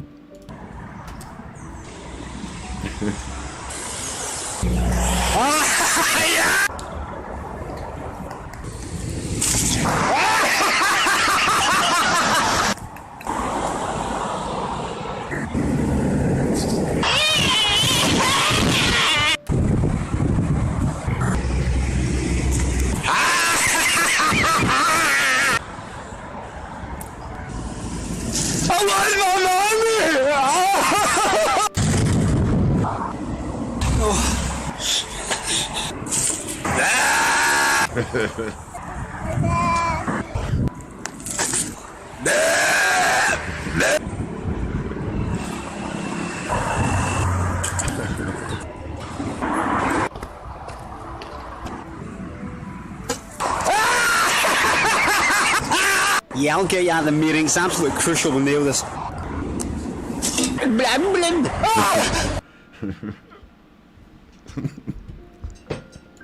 So that's that. I'm glad we've done that. Back to you, McGregor. Look. I'm Brew. Are you repeating, y'all? Frosty Jack's death in a bottle. Yeah, it certainly is, isn't it? It certainly is. He's not that good. He's just made regular Scots patter understandable to non-Scots. Maybe that. I do quite like him though. You know, you don't have to like him. You don't have to like him. But Ewan McGregor, on the other hand, he's Scottish, and we do like him, don't we? Oh, we do. Oh, we do. Ooh, isn't he wholesome and nice? He's in Star Wars. He's not the baddies. No, he's not the baddies in Star Wars. He's one of the main goodies, if anything. He's one of the good ones, and he rides his motorbike. Ewan McGregor, Ewan McGregor, right? And motorbike. Unlike David Beckham did this as well. He goes on his old motorbike, doesn't he? Goes around riding his motorbike. I've been dreaming of doing a trip through South America. Hang on, this is getting weird now because Limmy, right? I'll just quickly show you what Limmy does. Right, hang on. Limmy reacting. Just put that. Like, Limmy will react to like something on the telly, like English. 3 years ago. It's fucking brain damage, man. So here's what happens. Please, not again. Here's what happens. He sits there for a bit. So much for helping me get to work. I really appreciate it. My pleasure. Thank you. Anytime. Yes! Mind if we listen to some music? Yes! Should we see what's on the radio? Yes. Here we go. Alexander McQueen, he was kissing me savage. Such a fucking tryhard, this cunt. So he's Scottish and he's reacting to James Corden, who's English, and he's being mean about him. And we don't like James Corden, but he's being mean about him. And now the irony is, here's me, someone English, reacting to Ewan McGregor, who's Scottish, and I'm like, oh, he's lovely, isn't he great? For years. We're here with world famous actor Ewan McGregor. But life got in the way. And now I've decided to do the trip with my best friend, Charlie Boorman. You've got to look after the relationships in your life, and if you don't, you're losing something that's very important. We'll ride 13,000 miles from the southern tip of Argentina all the way to Los Angeles. 150 miles every day is a long way to go. And if that wasn't enough of a challenge, we wanted to see if we could do it on electric motorcycles. I think it's the future electric. You'd be the first people to go this distance, charging as you go. Oh my... It's quite interesting, isn't it? It's like ecological, but it's travel, and it's Ewan McGregor, and it's... God, it's so great, isn't it? Oh, uh-oh. The power's just gone. This is us on the road, Charlie. This is us on the way, man. It's a bit of a boys thing, isn't it? It's a bit of a, like, you know, lads on the road, eh? I'm gonna get attacked by this dog. We'll ride through the brutal Patagonian winter. Look at that snow. It's amazing how cold it is. We're gonna climb to the extreme heights of the Andes and experience the real risks of high altitude. Looks cool, but you wouldn't get me riding a motorbike up the Andes, I'll tell you that. Charlie Boorman's father and grandfather were very dark characters. Bad taste in friends. I don't know much about Charlie Boorman. I'm definitely getting sick, Charlie. Before witnessing the endangered jungles of Central America. Oh look, don't drink that. You'll get talking to getting sick. To think about all of the things that might go wrong. I think we're lost. Is this a road? Oh, it might be a little bit. Wow, I'm falling off. He's fallen off the bike. He's fallen off the bike. In the middle of the night, things just go around your brain. Oh, this jeopardy involved. I have real fear. I don't want anyone to get hurt. They just roll around. I'm not going to make it. Towing He's not going to make it. somebody on a bike is Will they, won't they? dangerous. No, of course they will. Of course they will. People we come across. Amazing, the people. It's a bit like, I'll tell you what it reminds me of. It reminds me of what Top Gear do. But, like, Jeremy Clarkson will be like, oh, how dare you? Ewan McGregor's a good egg. I had him on the show. We eat a very, very good egg. Jeremy Clarkson, Ewan McGregor, but no, how can they, no, that's our format, no, Ewan McGregor, we've had him on the show. Ewan McGregor's been on Top Gear. I've spoken to him, he's a star in a reasonably priced car, but now it's taken our format, and, oh look, Boris Johnson, that's the same voice. I've been on Top Gear, and I've been on Top Gear, and I drove the car. I drove the car around the little track. I was talking to Jeremy Clarkson. No, Jeremy Clarkson. No, Boris Johnson. Go on then. It's quite good. It's not. It sounds quite good theoretically, but when you hear them talking, it won't sound like them. And the shame is they've both got the same voice, haven't they? It might sound good to people around the world because I'm British, so close enough. But two adverts. If you want to see Boris Johnson on Top Gear, you've really got to put up with this shit. You've really got to put. Oh, hell, she's happy. She's happy. She's had a good time posting her parcel. Johnson. Well, actually, used to work in the media and pump out lies about Europe. And it seems he's 92 times better than me at hosting topical news. He's obviously had some sort of press people, he worked in the press. He's got himself on the TV shows, promoting himself to the public. It all makes sense now, doesn't it? The Bormans were suspected of child trafficking. You won't get many on the back of those motorcycles. Mind you, they've got a full crew wagon with them, haven't they? Maybe they've gone full Jimmy Savile across South America. I don't know. Now we're getting into some shit here now. Now, could you imagine if, as under the facade... Oh, this would look really bad then, wouldn't it? If under the facade of travelling across South America, Ewan McGregor has inadvertently paid for Charlie Borman's child trafficking extravaganza, and under the veneer of a... Like, maybe that's why he's going red and smiling. Maybe underneath this face there's a panic. Maybe there's panic in his eyes. Maybe all these kids are on the back of the lorry tomorrow. I don't know. Should I just buy a t-shirt or not? That's all I was wondering. They've already got my address because I've already donated. In fact, they should fucking send me one. I've already donated more than £20, the fuckers. They should just pop those in the post anyway, shouldn't they? Little benefit. Little UNICEF t-shirt. And also, why is it in black? Because I thought when it's hot, you want white t-shirts to radiate the heat, and UNICEF are offering half. Maybe, I don't know. Or blue, light blue, like their colours. Gone for black. I don't know. You can't choose the colour. It's one size, one colour fits all. You can buy a Paddington Advent calendar. You can buy a face mask, an ornament for your Christmas tree. Bake for Syria. Plushie clearing. Carry your lunch in style. It's just tat, isn't it? It's just a load of tat.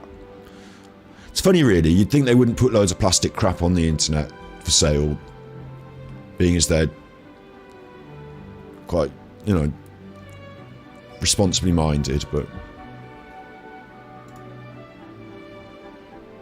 Buy some cards. Buy yourself a nice few Christmas cards. A happy birthday card from UNICEF. Thank you, that's a nice one, look. Pack of 10. It's not coming up very quick. Alright, bin it off.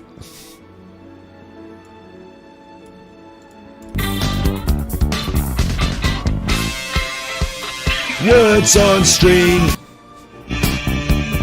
Words on stream. Words on stream. Words on stream. So what's going to happen now is that you've all forgotten about it, but you've still got like the next level if you want it.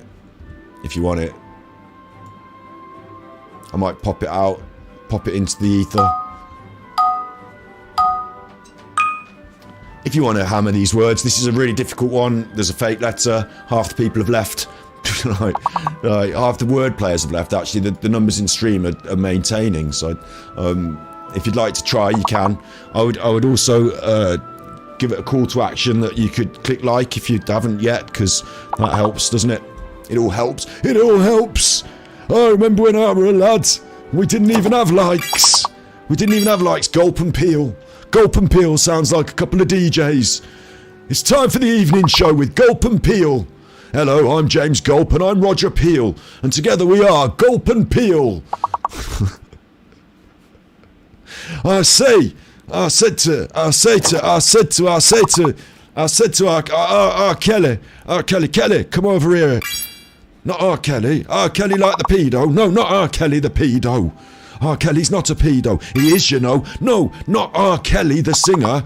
Our Kelly. You know, R. Kelly that lives round our way. Oh, you mean R. Kelly? No, that's the pedo. I don't mean the pedo, I mean the one that lives round our way. It's Gulp and Peel. Welcome to the Gulp and Peel show. One of them is a fake letter. I don't know which one it is. I'm not even trying now. I'm just doing a comedy bit. I've just turned into Gulp and Peel. I'm only one of Gulp and Peel, but in fact I'm two of them. You can't tell which one's which though, because they both got the same voice. Really, one of them should have a shorter... He's shorter, therefore should have a different voice. I don't know. I can only picture them in my mind. I can't make it come on the screen. It's Gulp and Peel's Comedy Hour. One of them's got curly hair like Bobby Ball. They're of that era. They're of the Cannon and Ball era. Went to see Cannon and Ball when I were a lad. My nan took me. Right, 30 out of 73, so now we know where your limit is. Epilogue. Jesus. There's a little epilogue to the tale of sadness. I was dragged down the street by his royal dadness. He rounded the corner and came to a stop. He threw me inside Jake's barber shop. He said, "Please, sir, just a little off the top." The dude shaved me bare and gave me a lollipop. Now, on my head there's nothing but stubble, and man, I hate being in deep, deep trouble. Yo.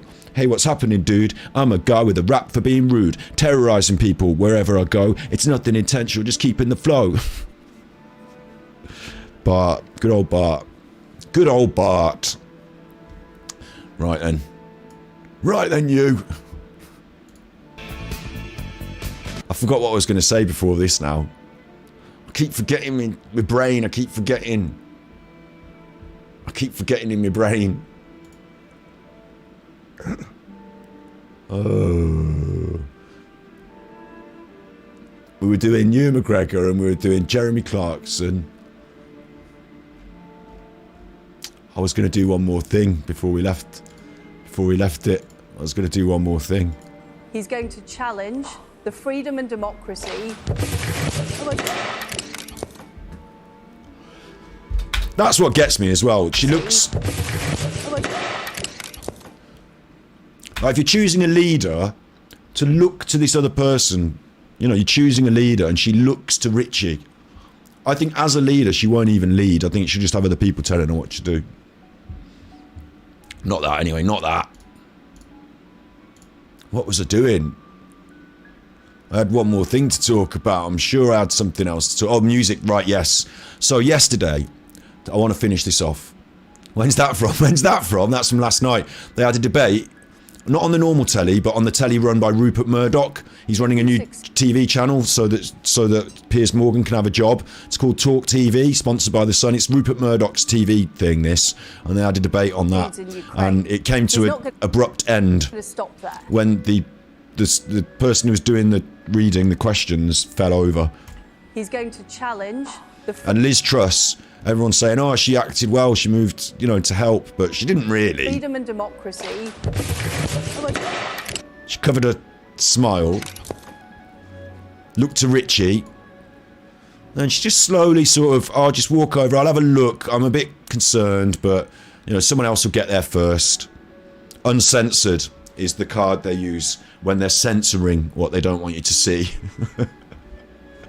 That's it all over, isn't it? Piers Morgan uncensored. That says it all to you. When they don't want you to see something, they put the uncensored sign in.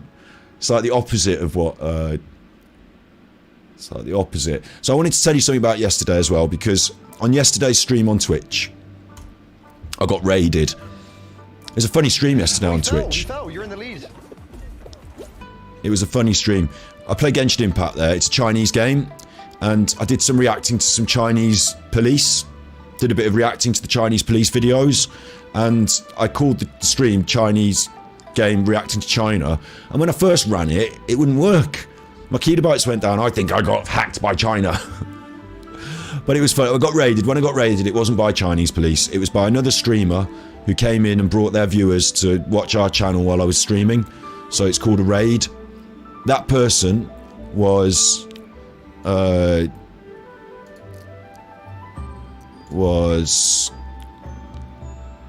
also Snippy Snips bought... that person was Lady Dwayne. Right, Snippy Snips bought everyone a sub as well, which is like... big thumbs up, very thank you. Lady Dwayne has been watching us, has been subscribed to us. I'm not the sort of person to stalk people on the internet, so I haven't done this before. But last night, I went onto their channel, and look, here's Lady Dwayne. Now, because it was called Dwayne, I didn't know if it's a boy or a girl, and I've been very careful on the internet not to try and ascribe gender to people who I don't know, because they're just names in chat. So I don't ascribe them a gender until, like, you know, they're like, I'm definitely a this or that, so I don't... But I think Lady Dwayne's actually a lady. So there we go, I followed her channel, thank you very much. I'm going to say her from now on, unless I get corrected. You don't know on the internet these days. But I hadn't seen anything of them, I hadn't seen a photo of them or anything, so I had no context to judge whether they were male or female, or, you know, maybe I should just say they. Anyway, thank you very much, Lady Dwayne. This is their stream, that's who raided me. And then, so, I'm grateful, and... the China's coming down on me hard, they are, exactly, they are.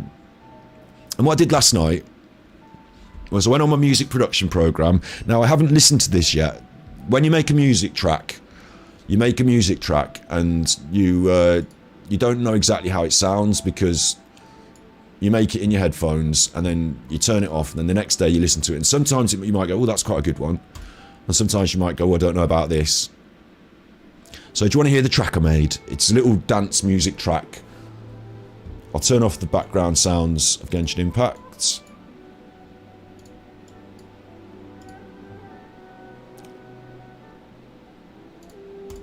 And this is the music that I made yesterday. And it's just a track I made. I do this on Reason, it's called. There's my little mixing desk. There's my little drum machine. These are all little like devices that you make sounds with. And then down here, in this part of the track, you draw in your notes, makes noises. That's a bad example, actually. If I go to the bass, that's a bad example as well. This bass.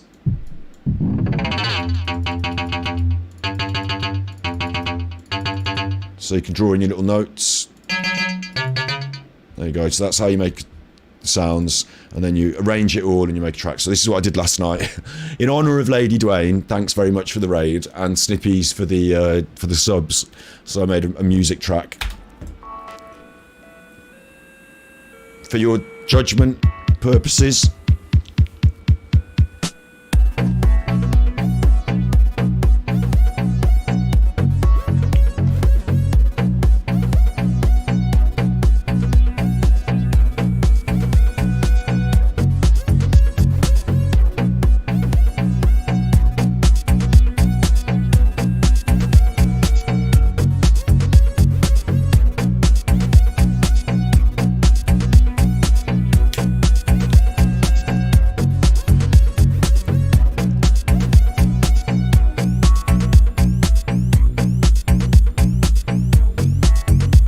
Loud, isn't it? Why is it all so loud? Hang on, sorry about that. It was very loud for you then.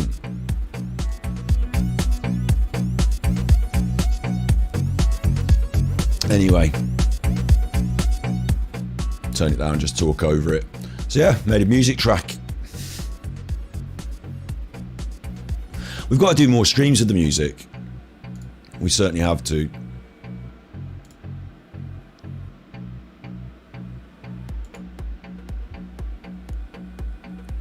What else have I got here? I did this other one as well.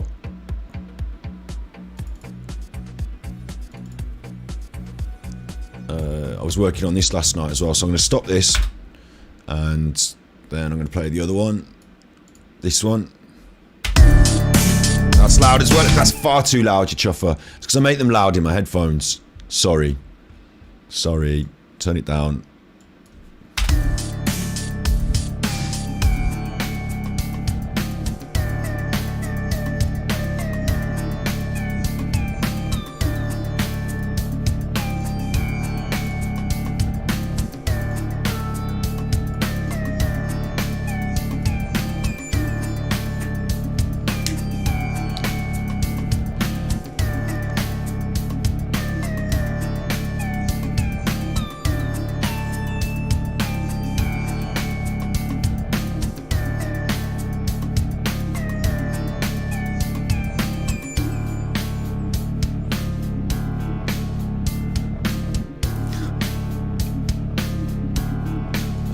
Yeah, that's right. That Lady Dwayne one's a bit of like a basic trance thing, isn't it? This one's called Warriors Mentality, or Asmongold's theme.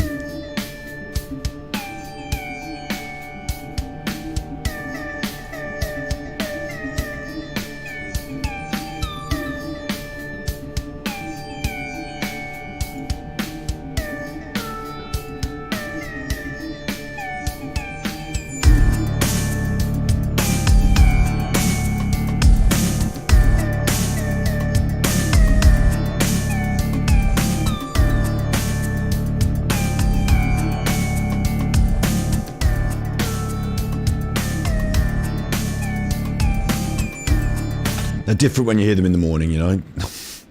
It's alright. And I'll just play you one more since we're doing it. File open, and then which one was it? It was one of these. We did one that I thought was alright at one point. It's loud again, isn't it? It's too loud again.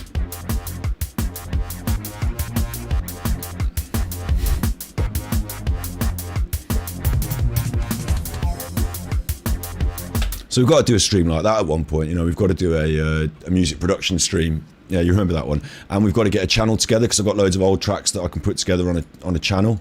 So I've got to start banging that out at some point. That's all to come. Put this relaxing music back on. What else do we do? So we do words on stream, we do conspiracy theory reviews, which get us banned, get the videos banned, get us copyright strikes and banned. And we play Genshin Impact over on Twitch, and that's like a cool, long, it's quite a big, I thought it was just like a one-player story game that ends, but it seems to go on for quite a long time, so we're playing that, we quite enjoy it. It's a feature of what we do now. We're also looking at little indie games, and there's a new one that's come out recently that we really want to bring to stream, which is called Stray. I don't know if you've seen it recently. There's this new game called Stray. We want to play this on stream, and I think we're going to play it on YouTube stream. I think we're going to play it on YouTube here with you dudes. It's an indie game. It takes about 8 hours, so it might be like we might do 2 or 3 streams of it. Obviously, I want to keep the variety rolling around. I do want to sort of introduce gameplay onto YouTube in small chunks. It won't, like, our YouTube is for talking and doing stuff and all this, and Twitch is where the gameplay lives. But you might be interested in this. You can tell me now in chat if you think put this on Twitch or play it on YouTube. If it goes on Twitch, I'll upload it to YouTube eventually.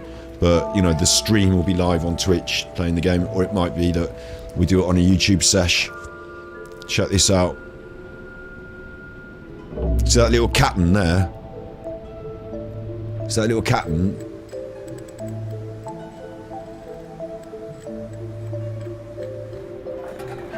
I think it's all about these robots. It's not, it's about this little captain.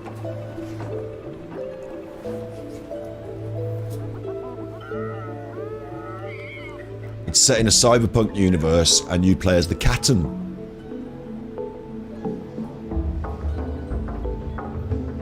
And it looks very pretty. And like, it takes about 8 hours. If it's me, it takes about 56 hours because we stop it and talk about all stuff. But like when we play gameplay streams, every half hour or so we'll stop and just talk about something. But there you are, there's the cat and look. Stray.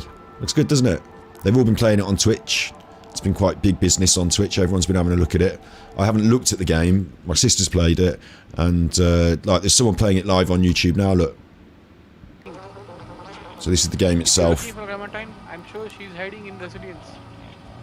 The name means full of food in Nepal, Annapurna. Okay, Midtown. This is Midtown in the wood. So there's a little captain. So maybe number 30 on the friend Clementine So that's what we could be getting up to. I haven't decided when and how we're going to fit it into the system, but that's something we want to do. Because we play these little indie games on these streams, don't we? We look at Tartaria, we look at conspiracy stuff, we look at random stuff, prison cell cooking. We do a little tiny touch on politics every now and then, don't we? A little tiny touch on politics. Going to challenge the freedom and democracy.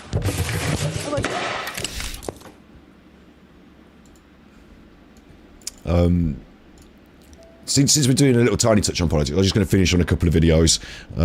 Boris Johnson gets stuck. I don't know if you've all seen these in America. Great creation, but there's long a better version. I don't know if we need the long version. Clean toilets. I know, clean toilet. Get off. Get off. There he is. That's old Boris Johnson, Lord Mayor of London at the time.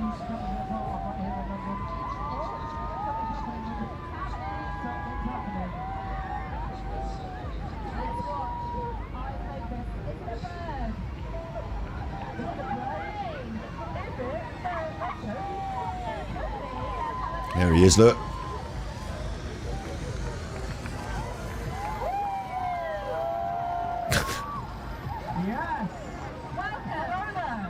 It's going well, it's very, very well organised. What they do...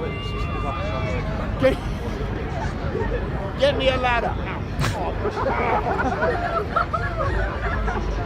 And he's stuck. No. He's stuck. He's hung up there.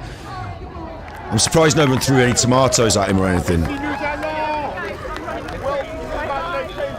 What an opportunity. Surprised no one threw an egg. Talking of that, who was it? It was Ken Clark, wasn't it? Wasn't it? Ken Clark with the egg and the punch. I'm sure it was Ken Clark with the punch, wasn't it?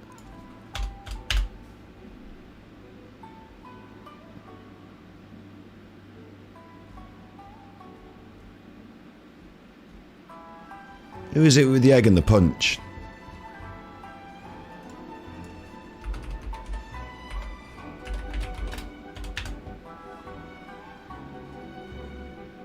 Who is it with the egg and the punch?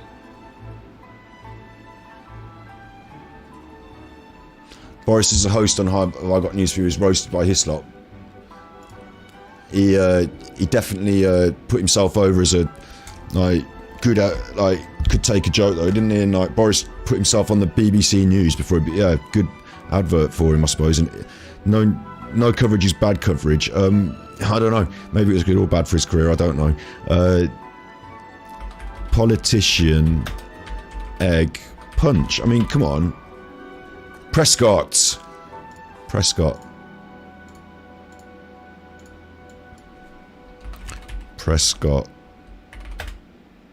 egg. Can't even spell these days. Egg, punch. We got the best politics in the UK, haven't we?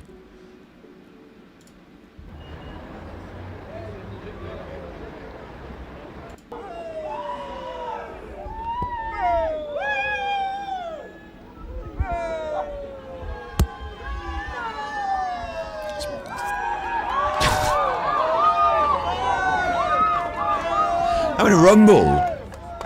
Having a full rumble. And I think nowadays about their worries of security concerns and all sorts, but you see him at the start.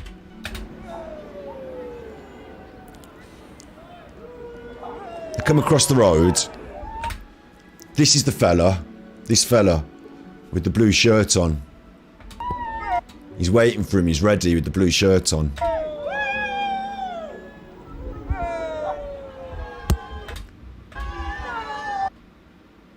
Sees his chance. Look, he's got his arm up. He's got his angry face on.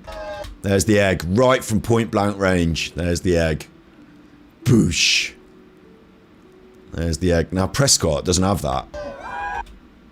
And he's got one hand in his pocket, but the free hand instinctively comes up. And the guy's got a big smile now, you know. He's thrown his egg, but the hand comes up and he bops him in the face. Oosh. And then a tussle breaks out. Well done, security, police. Because, like, the police ain't got half a go on it. The tussle's already broken out, mate. Police ain't even got half a go on it. Police get in.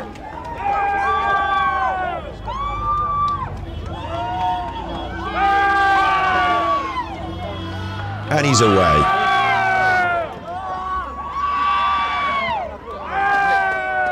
They're all very cross though, aren't they?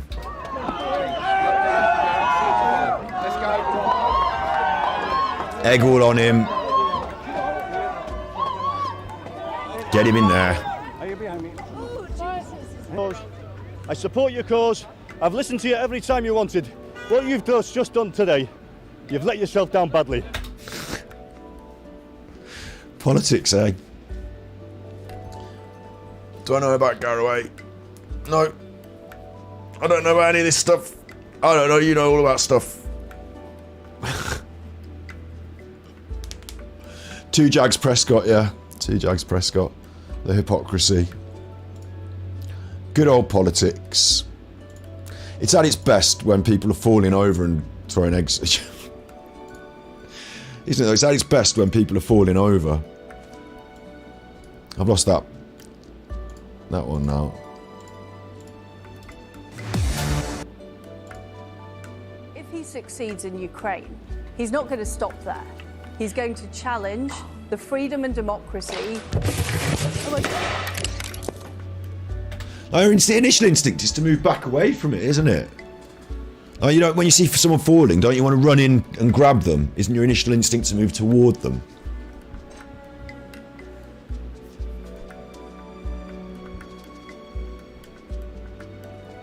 Don't smile, whatever you do. Looking over at Richie.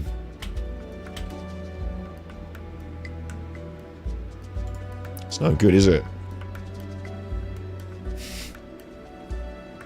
Big news now, though, isn't it? Big news now.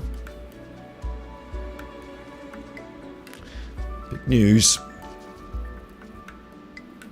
I think it's really unfair as well that we should have this, you know, leadership campaign that we can't vote for and it be promoted by everything outright. It's like the Tories get all this media coverage. It's like they get free promotion. And no, it's not free, is it? It's because they run the news medias.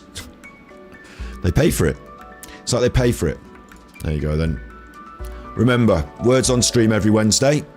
Check out the rest of our content. There's loads of it. We do a nice revolving carousel on YouTube. So check out the rest of the content. We've also got another channel that's taking off a little bit called Ganji Cuts, where I'm putting a little clip of some of the things we react to, a little clip of something we did on, like a lot of the time it's stuff we did on Twitch that hasn't been seen on YouTube yet. Take a little clip out of it, bang it on there. So there's a few bits and pieces there. And you be good, my little Prukos. You're chatting to each other, so I don't really want to end it. I'll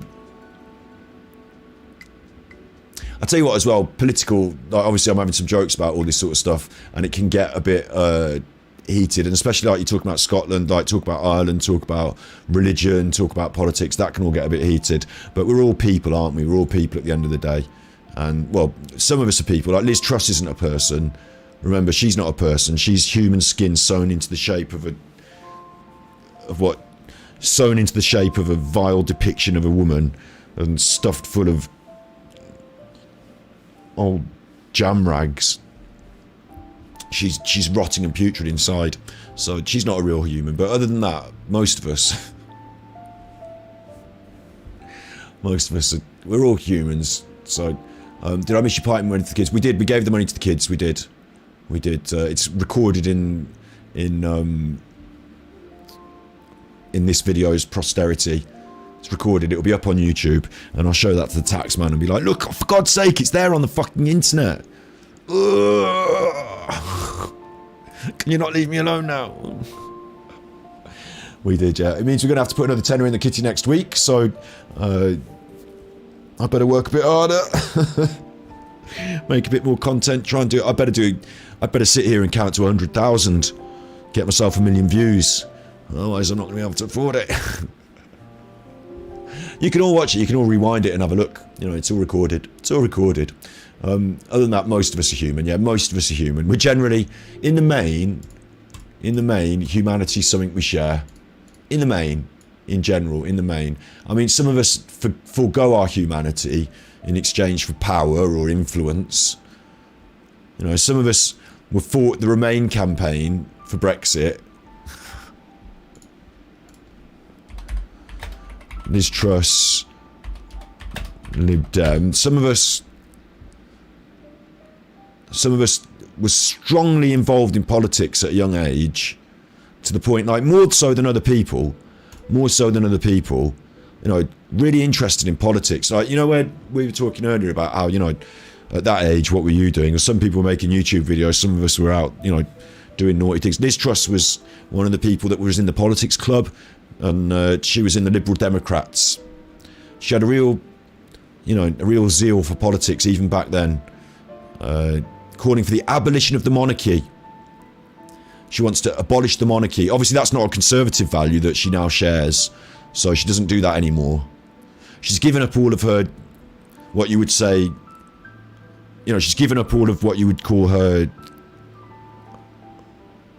I don't know what you call them, those things inside that make up who you are, that you believe, you know, your beliefs, you know, she's given that up. She gave that up in exchange for joining the Conservatives.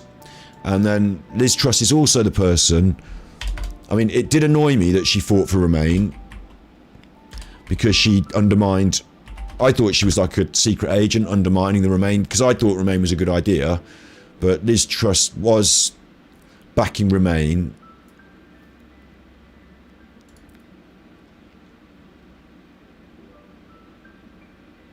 Like, Liz Truss did back Remain, and then she lost, and then she changed her mind and decided Brexit was good, and that Brexit's a good idea. So Liz Truss can't be trusted to, like, you know, if you ask her what she wants for dinner and she says she wants sandwiches, and then you get her a sandwich, she might be cross because her mind might change. I could make a joke out of that, but I don't know how. It's a worry. It's just a bit of a worry. Anyway. Who met the Queen? Your brother. I quite like... Do you know what? I'll just say this. Say Jake Paul 1 million times. Jake Paul's not popular anymore. I'll have to say somebody else's name. I don't even know who's the most... I'll have to say Mr. Beast. That would be what? That would be a good one. Say Mr. Beast, because Mr. Beast has already done say someone's name, so I'll do it to him. See how he likes it, the fucker. I don't have it in me to want to sit here and do that for that reason, so I don't want to. How about no? I'd rather just chat with you and enjoy ourselves. Liz Truss sounds like a medical support appliance. She's some piece of work, I'll tell you that. The Queen, I'm going to say this on stream as well. I'm not sure about the idea that someone should be born into this enormous wealth, and, you know, I'm not sure some of the royal family in general. I'm not sure about how I perceive, you know, the royal family, but the Queen herself I have a lot of respect for, and she drove ambulances in the war.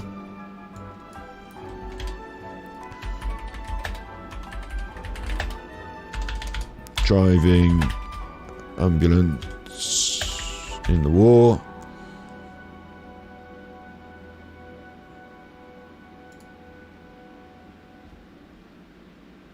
So, got a lot of respect for her over the years. and you know, growing up with her being there like our matriarch, and you know, I got a lot of respect for Queen Elizabeth. So yeah, I'm not like, you know, trying to make a political statement about the monarchy, royalty, Protestants or Catholics or anything like that. I'm just saying I've got a lot of respect for Queen Elizabeth, who, given her position of great wealth and privilege, at least got her hands dirty. I know it's a bit of a photo op, and I know that, but there was a war going on, you know, and they could have said, look, you're the princess, let's get you tucked away somewhere safe, let's make sure no harm comes to you. But she said, no, I'll go and get involved. These are photo ops that you're seeing here, you know, of her fixing the truck. But she did actually drive the ambulances during the war as part of the Women's Auxiliary Service. So, like, she did actually do it. A bit like William flying the air ambulance helicopter, you know. She wasn't on the front line, but she certainly wasn't hiding behind some safety screen, you know, tucked away in a bunker. And she lived through the same stuff as we lived through over those years, didn't she? So there's the Queen Mother. But she came from a different angle. You know, she's a great position of wealth and power and privilege. But, you know, she still has I think in some ways, right, and I might be wrong here, but I think in some ways that privilege to be able to go and meet people all around the world, to be able to go and be respected by international leaders all around the world, to be able to go to countries like, you know, name a country, she's been there, hasn't she? You know, she's looked at the way people are living, she's looked at the political systems. She hasn't got direct influence, she can't say to our politicians, do this, don't do this, but I think, you know, it gives her some perspective on life. I do think it does. So I do have a respect for Queen Elizabeth. I don't know if they'll all be as decent as her over the next however many years and however many generations. I don't know what will happen, do I? And they certainly haven't all been as decent as her in the past, have they? Some of them cut off heads. But, you know, she didn't choose it. In the same way as she didn't choose it, did she? She was lucky in a way and she was unlucky in a way, because she can't go down Tesco's and, you know, she can't go and smoke a fag and go to the disco and get a kebab and snog someone. Like, I don't know. A lot of the things we take for granted, the little pleasures in life, she just has not been able to do. But when it came to it, when the shit was hitting the fan, she didn't shy away. I'll just say that. So I've got respect for her. She loves to drive. When you met her, she was lovely. Lucky you meeting the Queen. That would be one. I'm not very much shell-shocked or starstruck by people. You know, if I met lovely Ewan McGregor, I'd be, oh, hello, Ewan, but I just see him as Ewan McGregor. But the Queen, oh, the Queen. I suppose that's the only one. That's the only one. Even William and Charles and all the rest, you know, I'm still a bit, like, they're just people like me, but, like, the Queen, oh, the Queen. God save the Queen. And with that, thank you very much for being here, my little puckos. We've done our good bit we've done our bit of queening for the day. You've done your bit of good queening for the day between us. We've helped some of those less fortunate than ourselves, and we've had some fun. So what more can I do? What more do you want? What more do you want, you chuffers? So you be good, my little puckos, and if you can't be good, you're naughty. But you're not naughty. Today you definitely can't be naughty. So do whatever you want. You'd pass out if you met Ewan. I'll tell you what, I'll say this one thing. I've done the finish off line, but I'll just say this. Ewan McGregor, I can never spell McGregor, and RSC Stratford upon Avon, and images, I don't know, pictures of Ewan McGregor at the RSC. Is that, who's that? That's the Theatre Award. Ewan McGregor, Othello. Has he been in I don't know if he's been in the RSC. He might have been doing Shakespeare somewhere else, but I'm sure he's been here. I'm sure he's been, like, we've had people in our town instruct, like, we've had Kylie walking around. I don't know if he's been in the RSC acting, but, you know, because it's big in acting, isn't it? Yeah, he has. He's been in We had Ian McKellen as King Lear and Ewan McGregor as Iago and Patrick Stewart as Macbeth. That was a good season. Oh no, that's King Lear at the New London. Patrick Stewart in Shaftesbury Avenue. Alright, no, so that's not in London. I'm sure we've had these people. I'm sure Patrick and these people have been acting in Stratford. Courtyard Theatre, Stratford upon Avon, it says there. So yeah, I'm sure they have. They brought it to Stratford, didn't they? Of course. They just also do it in London. So yeah, you know, if you hang out in my local area long enough, they will all the actors will come through. I just don't get to go and meet them. You know, I just don't get to go and hang out with them. But maybe one of these days, you know, I'll bump into Ewan McGregor and I'll be like, "Oh, Ewan, how you doing, old son? How's the bike business? How's old Charlie Borman? And is he a big pedo, like they say?" And Ewan would say, "What? How darest thou?" Because he's getting in. He's trying to keep in role. He's trying to keep in his role. "How darest thou darken thy name of mine ally with thine allegations of noncery?" So, alright, Ewan, chuffing out. Do you want to go for an ice cream? I don't eat ice cream, but we can go for a vegan gelato. I go, "Are you vegan, are you? Are you vegan, are you? You fucking vegans." I'll be like, "Yeah, no, I am, yeah." Like, "Oh, so am I, probably. I don't fucking know." Just run up to him and snog him, yeah. You'd not snog him, give him his name, give him your name, yeah. I probably would run up and snog him. That would probably be quite good, wouldn't it? Just run up and snog him. Don't worry about anything else. Just get that in first. And then whatever else, let the chips fall where they may.